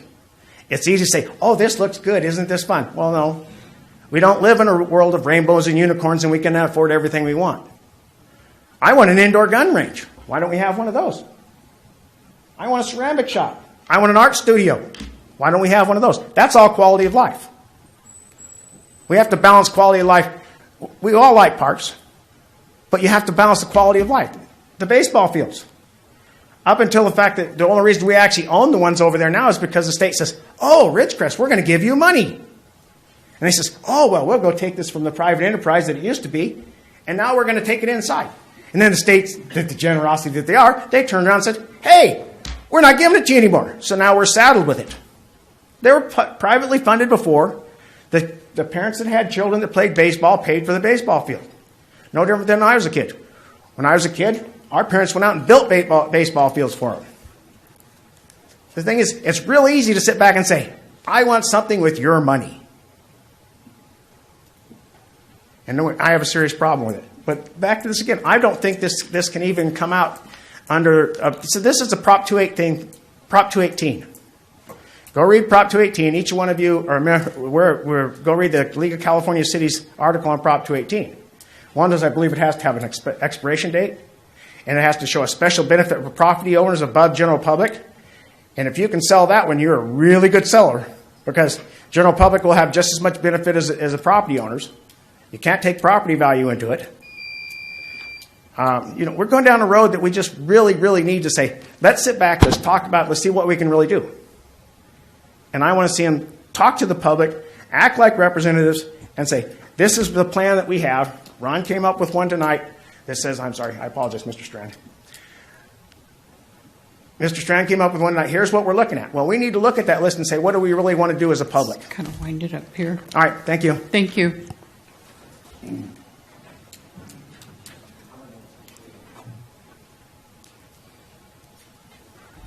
Yeah, Dave Matthews. My address is on file. So many questions, so few answers, huh? Some of the questions I've heard up here tonight were some that I had in my mind as well. Once again, I would like to remind you as to why the conditions of the parks and so on are so bad off. I didn't realize this for a number of years, but the whole 50 years that the city of Ridgecrest, or whatever, 50 plus years, that the city of Ridgecrest has been in existence, there's never been a depreciation fund in any of the budgets. That's why you don't have money to fix things. Mr. Strand mentioned that the air conditioning units over on Kerr-McGee are approaching 30 years old. Well, my furnace is older than that. My air conditioner has been replaced and serviced. But I had kind of budgeted for that for a while. Now, as far as a assessment district is concerned, I have concerns about just the property owners in the city of Ridgecrest paying for it, because, as it's already been pointed out, people in the county probably use some of those facilities just as much as the city of Ridgecrest does. That means that what I would like to see is a valley-wide assessment district, but I don't know how you do that. You have to go to the county, I guess, or form a definite district somehow. But that's what I would prefer over just the city. Now, I have been in favor of parks for a long, long time. I had a neighbor once that complained about having to pay the school district taxes on his property because he didn't have any kids. Well, I tried to show him one time that, well, you'd still get a benefit, because if we raise good educated children, you get good educated citizens who then go out and do things for the community. However, I'm almost at the point now where I don't have any kids and I don't use the parks, so I don't want to pay for it, because it's getting ridiculous anymore. My property taxes are going up as it is, and I see no reason why. And I have to take this up with the county very soon, because they seem to be going every year. I do not want another $50, $100 on my bill. I'm at the point where it hurts, to pay these things every year. I'm managing so far, but one of these days, if it gets too high, I'm not going to be able to manage it. Now, the other thing is that we just got a federal tax reduction. In the coming year, citizens of Ridgecrest and all of the country are going to have more money to spend, and their companies are going to have more money to spend. So next year, you may see an increase in your revenue, even though you hadn't planned for it. Now, I understand we don't want to wait another 6 months or so, but I agree with Mr. Martin. I think you could wait for another month because there's a lot of questions that are being asked tonight that have no answers. And I think if we can get some more of those answers, it may be easier to make that vote. Thank you. Thank you, sir.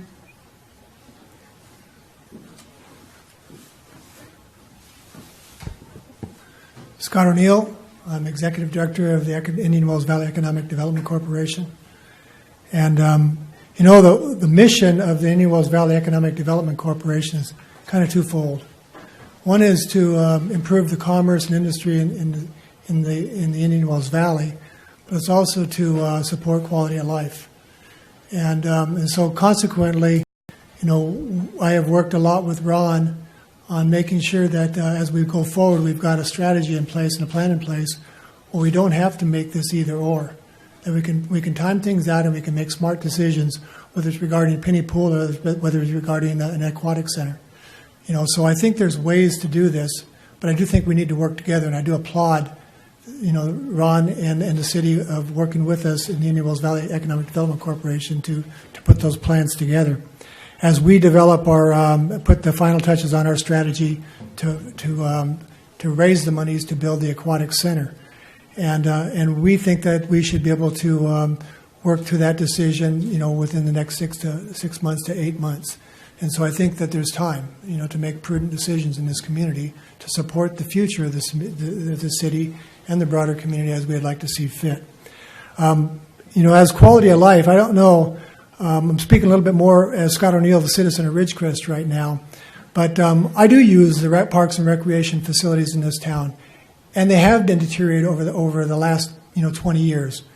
And I know as I worked on the base and as our hiring unfolded on the base, and it's continuing to unfold into the new leadership, but our community is getting a lot more new people in it, and the community is getting younger. And I think that we've got to start thinking about that because that's future revenue streams for us here in the city and in the community at large. And I think we've got to start planning our future as a community and start thinking bigger and start thinking about a new population that's looking at how they live and how they raise their families and how they want to participate in our community in a different way. And I think that we need assets and we need facilities in this community that's going to attract. And I think if we invest in our parks and recreation, and I think if we invest in our new aquatic center, I think we can start building that. I think that the community needs to start looking and start building brightness for the future. And I think we can do it. We're not asking for $20 million today to support some new tax. What we're asking for is enough money to provide the planning in place so we can make a better decision to see what the people actually want. And I think they deserve that vote. And I don't think we need to wait 6 months to do it. I think we can do it now. It's going to take 6 months to plan. But the people will actually have the final say. And I personally think that if we're out talking to people and we actually show progress like you're doing right now in some of the investments in our parks and recreation facilities today, people are going to get excited that actually they can see that the city and other elements of the community can actually build the future that we want. Thank you. Thank you, Scott.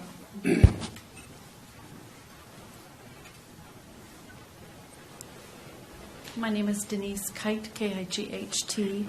Can you get closer to the mic? Is that good? Ooh. How's that one? Better? Okay. Is that better? Yeah. Okay. So I'm a bit concerned. I'm retired. Can you say your name again, please? Yes, Denise Kite, K-I-G-H-T. So I'm on somewhat of a limited retirement, and I'm already paying for the sewer fee. I have rental property, income property in town. Just for the sewer fee, I pay $4,618 for the duplexes, $1,513 for the residences I own, $989 for the triplex that I own. Then I have a land use fee That runs approximately on the single-family dwellings about $400 a year, the duplexes $800 a year, the triplexes $248. Then I pay an increased sales tax when I shop here in town now for the road improvements and police protection. Then I get a tax from the state for the gas tax. And then I get the Kern Community College's new thing that we voted for $24.38 per $100,000 assessed value of your house. And it just goes on and on and on. And I know, you say $49 isn't much, and Mr. Martin thinks it should be $100. Well, if $100, that's another $2,400 a year that's going to go out on parks and recs. At what point? And then, Mr. Strand, I read the article in the paper, and it said that things were going to be for maintenance, and then I'm listening to you talk, and you have capital improvements. You're talking about bathrooms. You're talking about sunshades. Those are non-existent. Those are capitals. That's not maintenance. And I just think that at some point, how is vacant property going to benefit from this for the parks? Vacant property, there's no one on them. What is their benefit? Nothing. And I just think at some point, if you don't have a sunset clause or some type of exemption for senior citizens or something, I just feel like I'm just being taxed and taxed and taxed and taxed and taxed. And I think at some point, we got to kind of scale back a little bit. $200,000 for a bathroom out here seems awfully high to me. And some of the improvements that he had on his list, I just thought that they were pretty. And then you're talking salaries, benefits, equipment. That's huge. I mean, we know what benefits cost. I mean, it's just, I think at some point, are you going to have more public meetings on this? I'm assuming for an assessment district, you're going to have a lot more public meetings. Am I right? Wrong? Yes. Yes. Okay. So more people can come and voice their opinions on it? Okay. That's it. Thank you. Thanks, Denise. You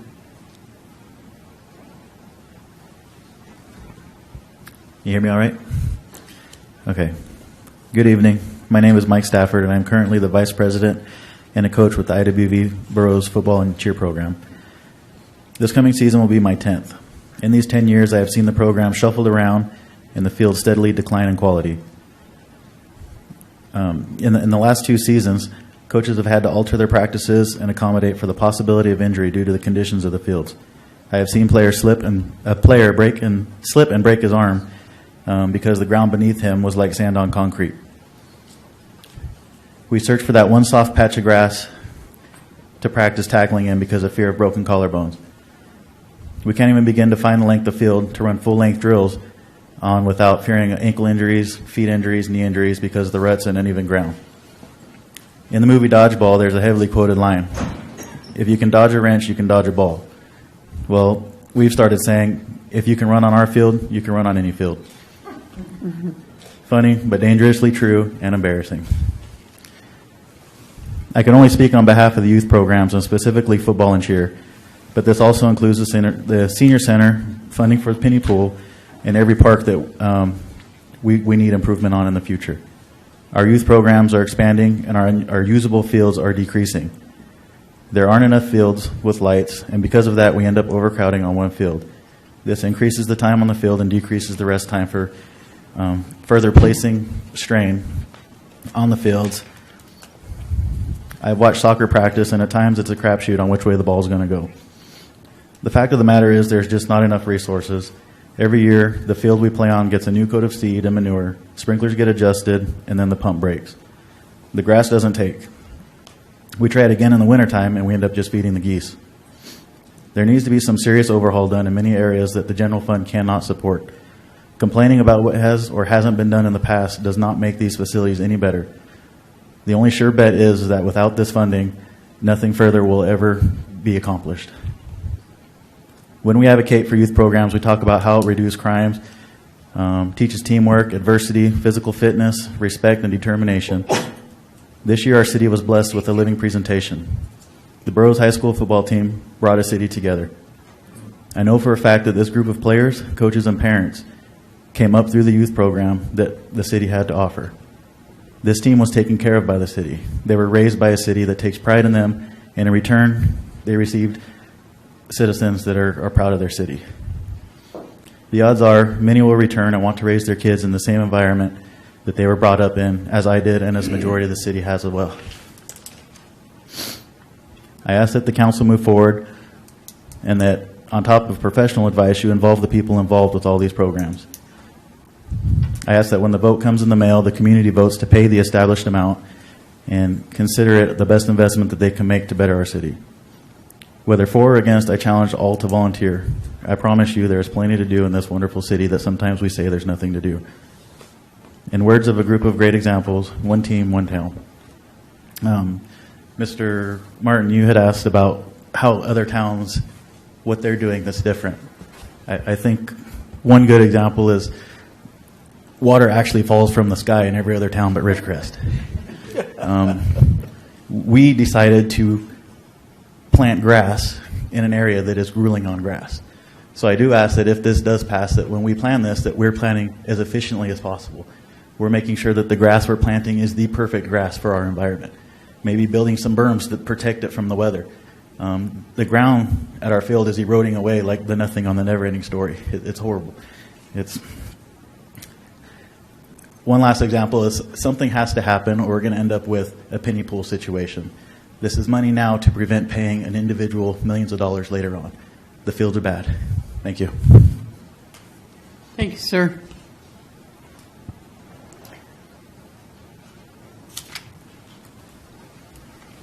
Stan Rotora. Before I get into my comments, I was hoping to maybe get clarification on a couple things. There was a comment about a difference between vacant properties and developed properties. Is there anything more quantitative that you give me besides the one that's going to cost more than the other? Yeah, it's just how the engineering report follows the 218 law and how they determine the difference, the proportionality between the special benefit on the parcel versus the general benefit within the city. And the vacant lots are in this process treated a little bit different than developed lots. It's just based upon how the law and the case law has gone about. Okay. So I think you're telling me that until we get the report back in, we're not going to know. That's why they do the engineer report. The engineer report is key to setting those fees. And what about multifamily dwellings versus single-family dwellings? How is that evaluated? Do you have any feel for that? Well, from looking at other reports, I do believe that they would probably have a higher assessment rate from what I've seen. But that's also determined in the engineering report. Okay, thank you. Okay, getting into my comments, first of all, I agree that we need to improve the quality of life in our city.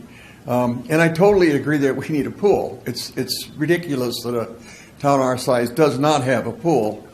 But that said, I disagree with the solution that has been suggested by the city staff. The problem our city has and has had for 20 or 30 years is a lack of general fund revenue. It's not a lack of parks revenue specific. The solution, therefore, ought to be to increase the general fund revenue by increasing our tax base. My feeling is we need to start off with a minimum of $3 or $4 million a year in the general fund, and that will help not only the parks but everything else that goes on in the city. And eventually we need to get to probably more like $5 or $6 million on a longer term basis. But anything else other than that is simply a Band-Aid, in my opinion. There was discussion about only $50 a year, and yet I think if you look at the facts, you can note that within the last 5 years, we've increased our sales tax by 0.75%, and now we've raised that again to 1% on the sales tax, and everybody in the city pays that sales tax. The sewer tax has been raised in the last 5 years from $120 a year to $360 a year. That all comes out of somebody's pocket. It doesn't just appear. The GSA is going to be a money grabber coming up in the very near future. I've been trying to get the GSA to initiate a finance committee so we can finally get some feel for what the cost of that is going to be. So far, they've been reluctant to start or initiate a finance committee, but sooner or later they're going to have to, and they are going to impose a fee. No question about that. The state has authorized them to impose that fee. My feeling is that that fee could be anywhere from $100 to $200 per family or per unit. So that's another fee that's going to come in the very near future. We don't know exactly what it's going to be, but it's not going to be cheap. I think we all know that, and hopefully we all appreciate that. There was a comment in the staff report that talked about unallocated, the $92K not being budgeted, and we were going to try to take it out of unallocated general funds. I would like to point out that in the last budget printout, the revenue for this year is quoted to be, as far as the budget is concerned, $14.8 million, and expenditures are already $15.1 million. They start out at $14.8 million, but with the rollover, they're now $15.1 million. There are no unallocated or unauthorized or unappropriated funds, so those $92K can't come out of the excess funds. There just isn't any, as far as I can tell.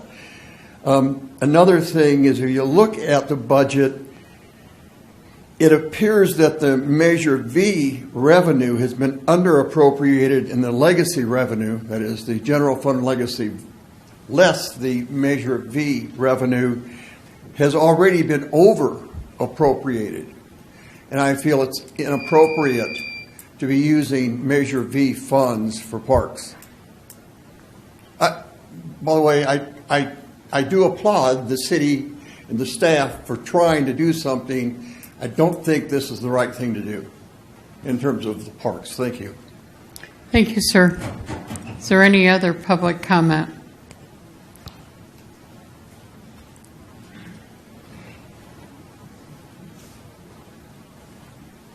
Good evening. Suzette Caulfield, CEO of the Ridgecrest Chamber of Commerce.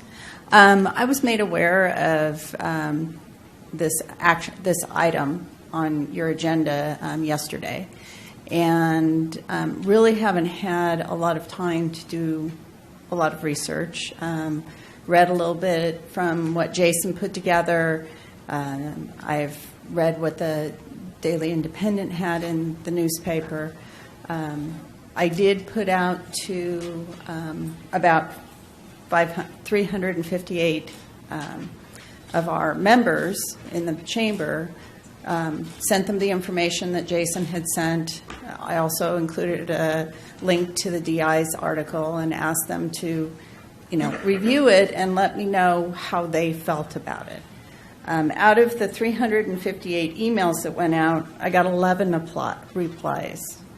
10 of them were yes, they were interested in seeing something like this go forward. Some had some questions, and one was definitely didn't want to see it going forward. To me, 11 people out of 358 is not enough. I think there needs to be more time to evaluate and get the information out. I know that this is not an easy decision for you because it affects a lot of our young people, and those young people need to have an opportunity to get out and socialize and exercise. There's a lot of everybody in the community who they do use these facilities. The facilities do need repair, and there isn't funds at the city level. So it is a hard decision. The chamber is willing to be a part of getting the information out and would be happy to talk to anyone about helping in that way. So thank you. Thank you. Is there any other public comment?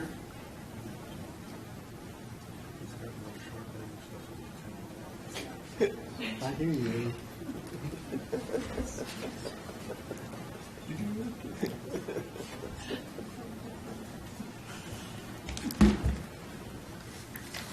It's deja vu all over again. My name's Chip Holloway. Address is on file, I think. If I made Denise identify herself, then you need to do it too, sir. I saw this come on the agenda and I was really happy. And now there's a bunch of questions that came up tonight. I'm trying to dig through my memory, and I've slept many times since we had this discussion. To answer some of Wallace's question, the SCI situation, ironically, the chief was the chief at the time. He wasn't the city manager, and I were independently researching this option for the city at the time. And I was going through my network with the League of Cities. And then, unbeknownst to me, I didn't know that he was doing it, and I went back and notified him of who I found as the recommended best company. And we both came up with SCI even back then independently. So the fact that there's only 4, everybody that I talked to had nothing but positive things to say about SCI. Just kind of off the track a little bit, but relevant in what Coach Stafford said. I was going to point out that I went to the last year of the IWV football team banquet that went 40-0, I think they went, or something in their 4-year career going through IWV football. And then that was the same group of guys that just gave us a tremendous season with Burroughs. But what those kids did to get Ridgecrest on the map is probably more than anything I did in 20 years on the city council, with the 8 million hits on Facebook and the earned media that they got all over the world. I mean, that's something, that's the kind of check you can't write that gets cashed, that you never quantify when you're talking about subjects like we're talking about tonight. People that only look at dollars and cents and see, oh, I'm paying too much here, I'm paying too much there. That's the kind of earned benefit that you can never calculate, but it's gonna happen. And something that I haven't heard come up tonight is the negative effects of not doing anything. I'm reminded that when we got the TAB funds that you guys are benefiting from today, the original amount of money to go to Parks and Recs way back then was $5 million. But the Parks and Rec director at that time, his wish list was $9 million. Now, fast forward, that wish list is up to $12 million. And it's that wish list that I saw tonight was not even a wish list, that was a needs list. Most of the stuff on that list is absolutely appropriate for today and should be there. I agree with everybody that said we need more. I think this community you've got a community that's either going to pay absolutely nothing, no matter it's a tax, I'm not going to pay it. And the others are going to tell you, what do you need to solve the problem? So trying to find a magical number is probably less important than finding a number that solves the problem, or at least addresses the needs in a manner that you'll get a satisfactory response from the public. I think it would be crazy to approve only $4,500 a night. Frankly, I agree with Wallace that it's going to come back that it's a feasible. I mean, we knew it was feasible back in 2013. I'm pretty sure it's going to be even more feasible today.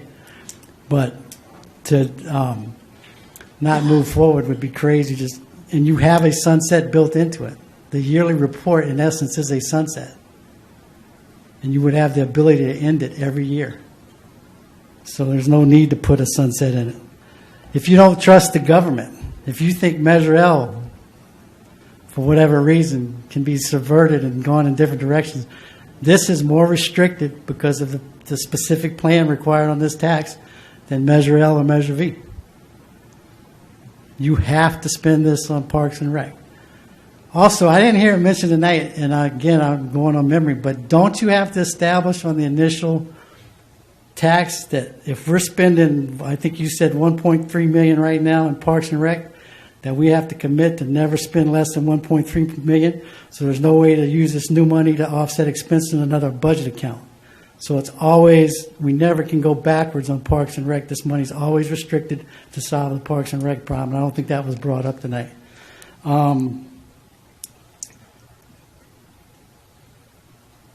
One thing that I've said for probably 10 years, and it's still true, but it's changing, is we're at historically low interest rates in this country. And you're never going to get a chance to do more at a lower cost than you are today. So I think you absolutely do need to explore that option of bonding some of this money now with the low interest rates and then reserving another portion for the ongoing maintenance. But take advantage of that opportunity. That's the only reason you have TAB funds, is because we took advantage of that opportunity in reverse. So by not taking advantage of that opportunity today, you're going to pay your $12 million 3 years from now. It could cost you 3 to 4 times more than it would cost you if you bonded today. And can I have a couple seconds? I did a report in 2014, kind of where you wanted to go, Wallace. And it was trying to, the same thing that we don't do a good job explaining. We don't have a spending problem in Ridgecrest, we have a revenue problem. But comparatives to three cities close by. Grover Beach, 13,432 residents, 7.3 million general fund. They receive approximately 15.5 per $100 of assessed value per home. Ridgecrest gets $5.1 per $100, or 303% less. They have 50 employees, 1 employee per 269 residents. Based on a general fund, they generate $543 per resident. Morro Bay, 10,461 residents, 12.6 million general fund, 101 employees, 1 employee per 104 residents. Based on a general fund, $1,204 per resident. Chip, I know I don't want to interrupt you, but I know that none of us are remembering those numbers. So can you give us a copy of it? Yeah. And we'll go this from is there. 2013, but I think the ratios are still the Right. same. But the bottom line is, it's human nature to try to get to know and not make a decision. But you got elected to solve problems, and we can't keep punting this. This problem is not going away. It's absolutely needed. The other thing in the reports I read on other cities that did this, they expect a 10 to 15% increase in appraised values. That's way more than $50 a year. Okay, thank you. All right, anybody else? Dave, can we ask the people who have already spoken to wait until everybody else speaks? Thank you. Good evening. My name is Kenneth Gilbert. I'm a father, a homeowner, and one of the members of the IWV Soccer Club. I'd like to echo Mr. Holloway's comments. I think this money is seed money to get the idea out there and get it started. Without this presentation, I've lived here 11 years and continually see the parks have gone downhill, starting to make some improvements, and a lot of this money will go to improve the parks as they are, and also to make the needed improvements are out there. But again, this is just seed money to get it to the people to vote. Definitely like your consideration. Thank you. Thank you. Is there anybody else who wishes to speak? Otherwise, Mr. Matthews will be the last one. All right, Mr. Matthews. Mr. Holloway reminded me of something that I was going to ask, and he's already asked it. Is this the only way to finance this? Can we do a bond measure? His points are already been stated, so I second that. Okay, thank you. I'd like to ask, people have brought up the time issue, both council and staff. Mr. Strand, can you tell us if we put this off until the second meeting, since we're not going to have the first meeting in January, if we put this off to the second meeting in January, where does it put us, and how does it affect our ability to accomplish what we wish to accomplish? I'm not 100% sure. I know that the consultant said that if we got started in January, we may be able to get it on to the tax rolls in August. They still may have to ask the county for a consideration to be able to put it on. So There is a possibility that if we wait, we may have to wait to put it on the tax rolls in 19. I mean, I don't want to sound like we need to do it now because I don't want to be a high pressure salesman here, because this isn't a sales pitch. This is just trying to get a solution to you that we've been working on for several months, trying to put all the components together to get it to you guys. Now, obviously, when we got in contact with the consultants, we figured out the length of time that this thing takes to be able to get moving and how the engineer report and everything works. So it is a little bit longer process than we'd anticipated. This isn't something we're putting on the election in November of 18, where we have time. We got a certain date to get it on. We'd have several months, but so there is a possibility that if we wait, that we may miss that window. I'm not sure, and I don't want to sound like a car salesman here, but I also don't want to tell you that if we wait that we're good to go, and if we're not, then I don't know. I mean, it's up to the consultant. All right, is there any other council comment? Yes, if we sign this tonight or approve this tonight, the first thing is going to be the $4,500. Is that correct? When will that come back to the council for whether or not we want to proceed with the rest of the money? I hope in January. I'll obviously get that answer from the consultant. So we'd have another bite out of the apple in a month. Yeah, the idea is for them to do their initial assessment. My intent would be to bring it back either to council and have them report at council, or to bring staff in without violating the Brown Act and give them a debrief on where it's at. So you guys will all have that information on how everybody feels about whether or not we move forward. I was going to suggest maybe if we could go ahead and approve the. Bring it closer. I was going to suggest that maybe if we went ahead and did the $4,500 amount, then that still gives them the ability to start with that process, and then it also gives us the ability to think more on it, like several people have commented on, and then that way, the second meeting in January, we could still talk on it, but they've already gotten the green light to go ahead and get started on the initial part. Well, I think we have to approve the contract before they're going to do the $4,500. Yeah. That is part of the agreement. That would preclude, not putting this out for bid for the 4 companies. What is the minimum time, Ron, realistically? Can you make them respond in 10 days? I guess they do or they don't. 5. I mean, how many days? What's the minimum that if you sent to these 4 companies? Is there a minimum that we can say you got to respond in a week or something? Wallace, can you please use your mic? Wallace, you need to talk into the mic. Oh, I'm sorry. I just the chicken or the egg, though. If you do the $4,500, then you're committed to this company, and then that negates the deal of doing an RFP for the other 4 companies. I guarantee if we do an RFP, we will not get it on this next year. There's no way. It won't happen. I thought you could do them in a week. They don't respond in a week? This is the holiday. You're not going to get. Well, I had one that I asked to respond. I haven't got anything back yet, so I'm kind of reluctant to hire a company that's not responding to me now. I mean, the past performance, kind of dictates potential of future performance. But yes, there is a possibility of putting it out. I could find other folks, and we could get it out and see where we're at. There is a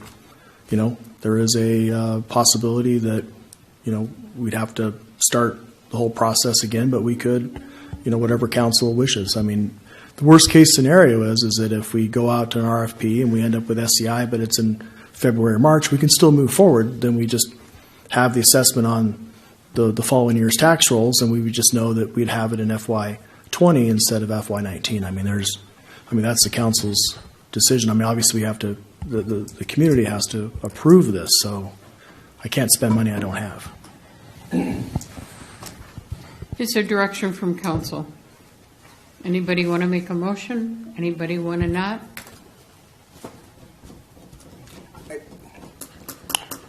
I would personally, we take this up for consideration and a vote at the next meeting, and we put this out.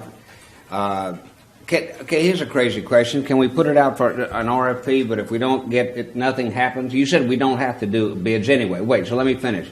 So if we don't have to do it anyway, and we don't have to even take the lowest bid, why can't we do anything we want to do, which means it doesn't cost us anything? So why don't we put it out and say you got 10 days to respond, and oh, by the way, even if the only 2 respond and we still like these people, we use them. We're delayed 1 week, Ron.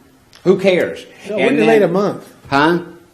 So we're not coming back until... We're not coming back for a month. Mid-January. We don't have a meeting. Well, I know, but for- can't we say that if we don't get something else in 10 days, that give Ron the authority to make a decision on what other bids we get come in, that we roll with the $4,500 with this company right now? Can we do that? Why do we have to be here? I see what you're saying. Can you make a motion that authorizes the contract only if... That's right. We don't get something better. Who cares? And then we try. And 10 days, Ron, I'll give you the full authority. If you don't find something that's better, if we don't get a decent, good, solid company for $60,000 or $50,000, then you make the decision and go with these folks.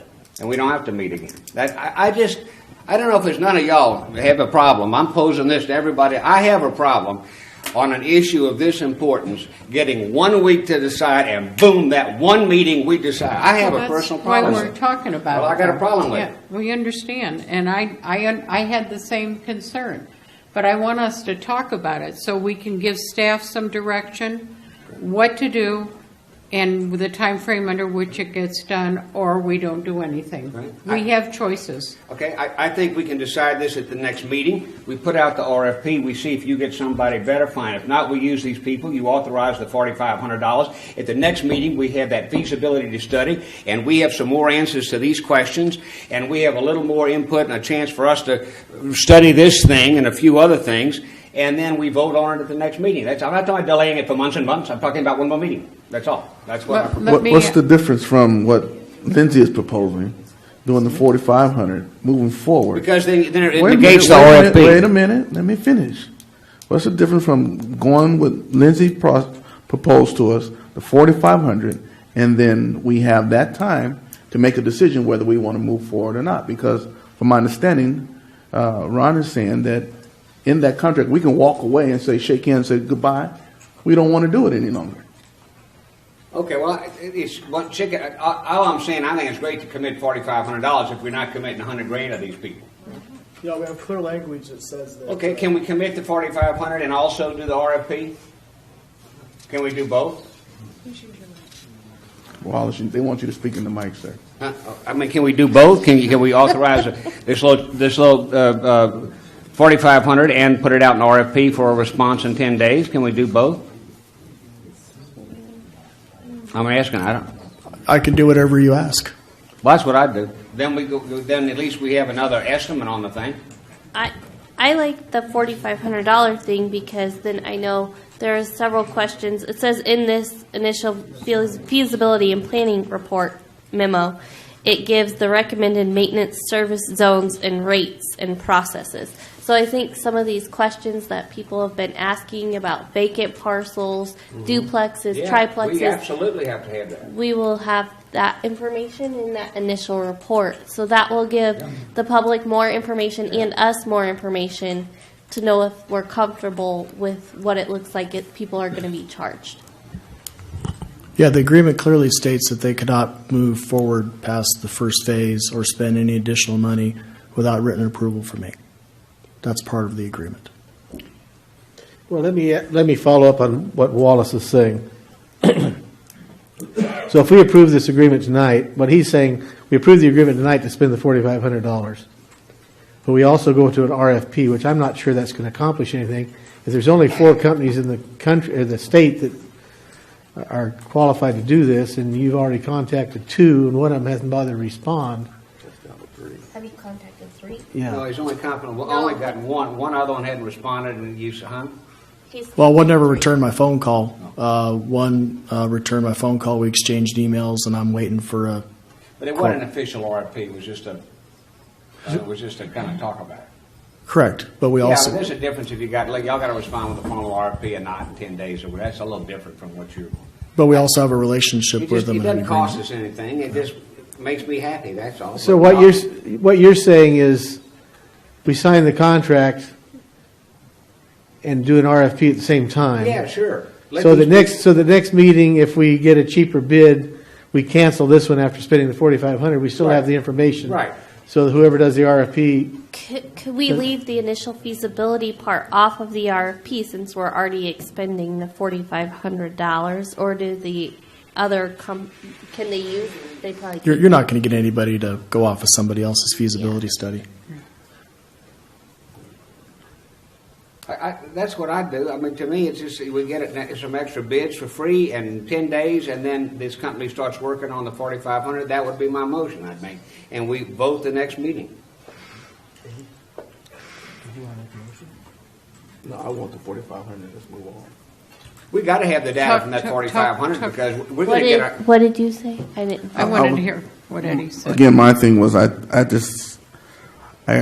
hear the public, I see the conditions of our fields and everything. I just like, my recommendation is we do the 45, move on. If we don't like it, we call it done.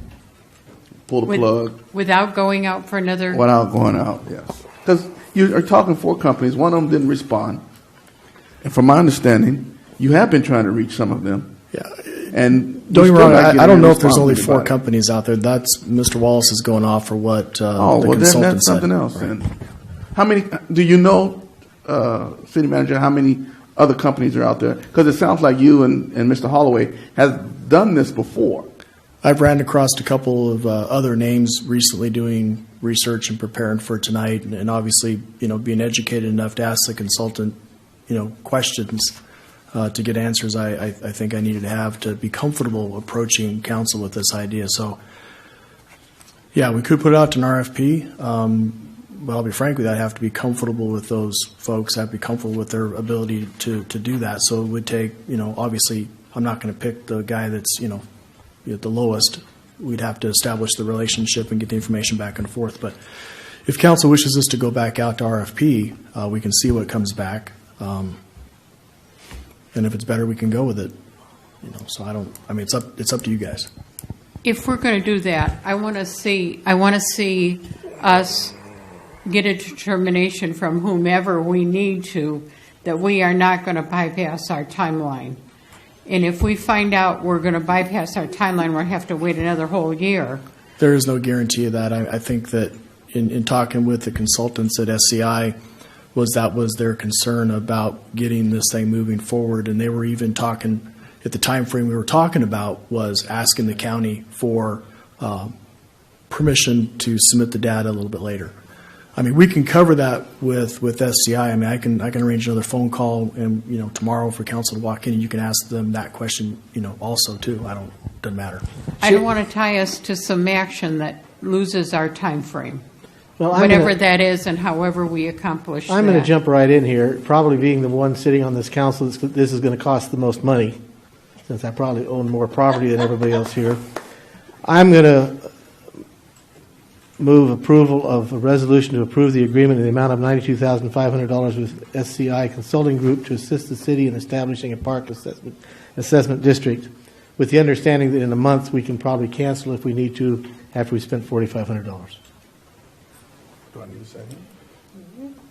Well, we need a second. I second it. So you're approving the full 92,000. Well, I think we have to sign the contract. We have to sign the contract. They're not going to go do the feasibility study without a contract. But if we sign the contract and they come back with the feasibility study, we spent $4,500, and we can say at that time, cancel. So we're guaranteed. We're guaranteed that you're bringing. Because you said the city manager gets to review it, but I would like that after the $4,500, it comes back to the council meeting. Yeah, Right. for a full public vote. That it has Well, to be. I agree. Well, that's my understanding would be doing. I will not agree to anything that council doesn't authorize me to agree to. And if you want to make that trigger point, the council meeting in January 17th, if the report's back, then I will follow your direction. It's very simple. I can go with that. Then I'll second that motion. Eddie already seconded. Oh. Okay, we have a motion Are on we the floor. talking If you about would what like dollar to. amount assessment? That doesn't come into play right now? Oh. We don't have to make that determination Make right what now? determination? If it's 49, 69, 99, that's what he wants to know. Oh, I think that's part of what this feasibility study is, Give isn't us- it? Yeah. Do they help determine that, or after do you they already study tell it. them $49?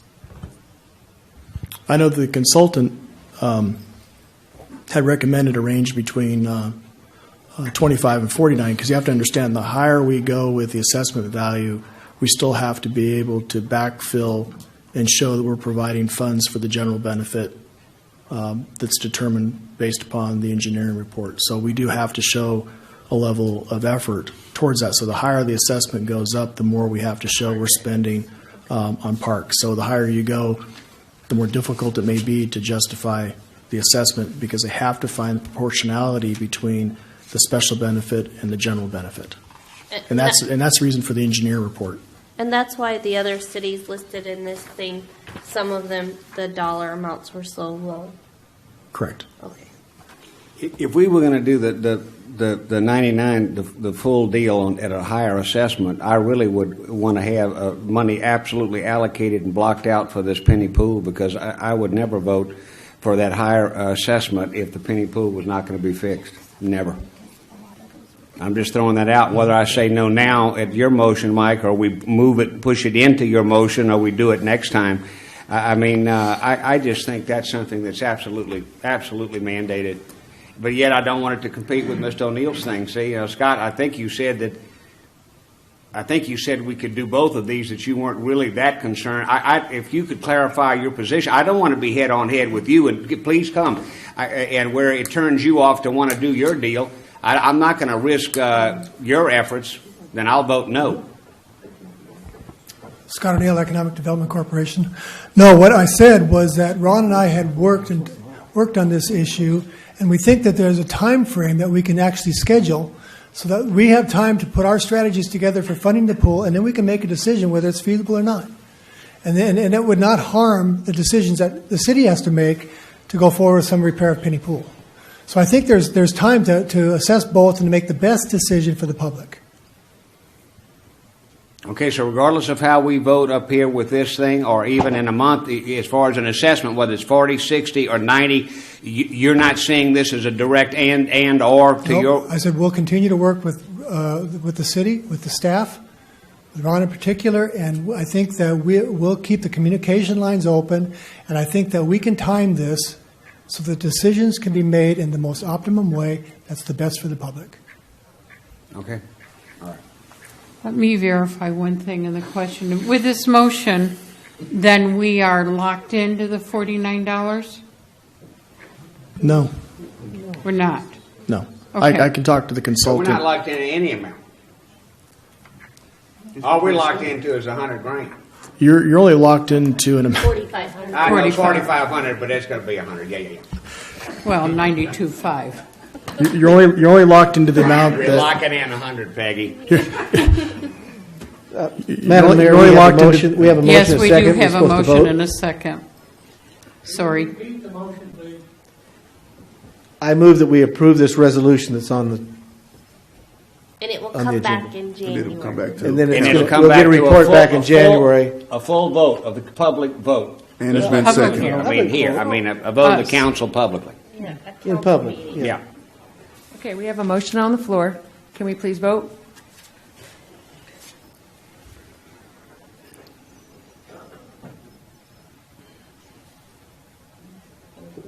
Everybody pushing, not taking it. He doesn't like to vote. You know, well, he's back there doing what he's doing. Gary and I have played with this thing probably every day since the last meeting. Too much playing. Figuring out how to make it work, make it go faster, do this, processing through the slides, and every time except one, when we put it together, it worked. And I cannot believe we're having Well, these let's issues. try it. Just- Let's try it again.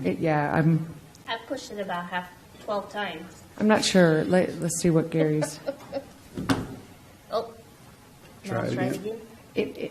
It's possible it sat on. Can the we screen. just vote? She's saying try it again. All right, go. He says go. It says it's received, I did. Wow. but it doesn't show up on the screen.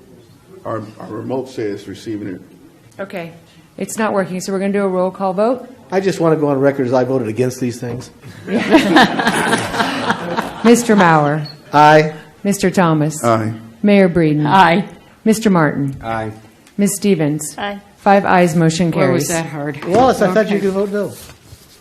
No, as long as we can come back and we get the answers and so forth, and that study doesn't come back. When that study comes back showing you owe about 300 apartment, you're going to kill it. Madam Mayor, what's the next thing on the agenda? Thank you.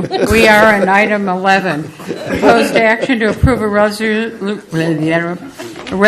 by the City Council of the City of Ridgecrest to approve the grant of easement deed from the City Business Park to the east 45 feet, west 75 feet of parcels 15, 29, 30, 31, 32, 35, and 36 of parcel map 10819 as recorded in Book 52, page 128 of Kern County Records, and the west 45 feet of the west 75 feet of parcel D of certificate of compliance and lot line adjustment. Document number 204206059 of Kern County Records that front China Lake Boulevard, Highway 178, to the State of California Caltrans, and authorize the city manager to sign the grant of easement. Mr. Culp. Thank you, Honorable Mayor. That was quite a you intro gave there. us a lot. That this is just a housekeeping item.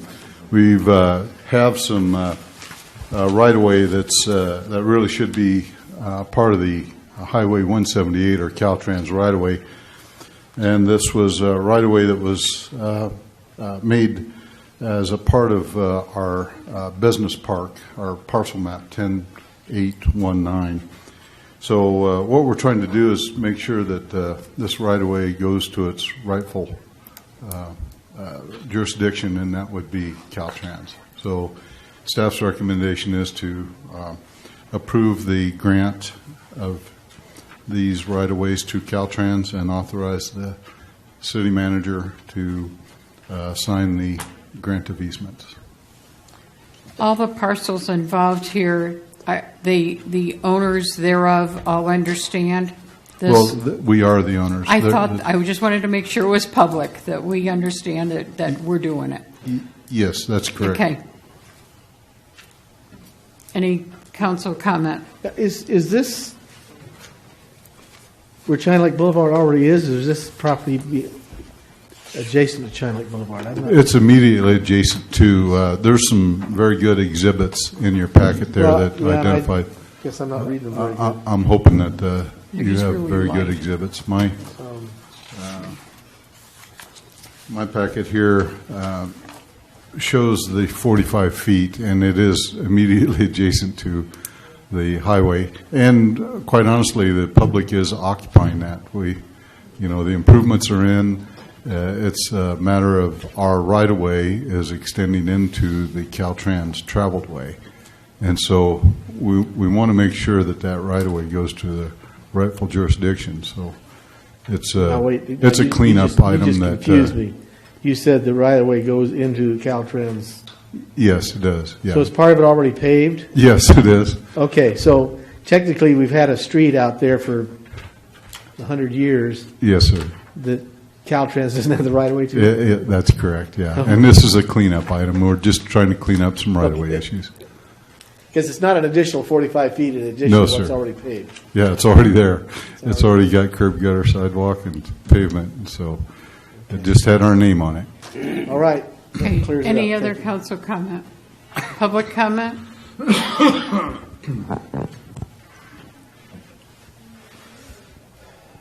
Dave Matthews, Mr. Culp, can you put it in layman's terms where this is exactly? I thought it was down at the, 'cause I didn't look at any maps or anything, but I thought it was part of the improvements down at by Home Depot.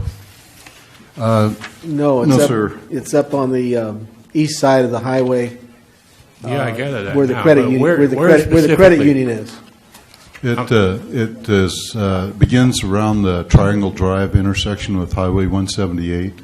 It's the business park properties that the city owns there along the east side of China Lake Boulevard. It extends from from Triangle Drive to Sydenham, approximately in that reach. And it's So those is that part properties of- along the east Is side. that part of the property where the casino's going to go in? Yes. Okay, thank Yes, you. yes, sir. Okay, no other public comment? No other council comment? Motion. So moved. Second. Wallace got it. Let's try and push our buttons one more time. One more time. Let's vote. Says received. Says received. Mine received. Gary says it's not working. Roll call vote. Mr. Mauer. Aye. Mr. Thomas. Aye. Mayor Breeden. Aye. Mr. Martin. Aye. Ms. Stevens. Aye. 5 ayes, motion carries. Okay, the next item is committee reports. City Org and Services Committee, we did not meet this month. We will be meeting next month.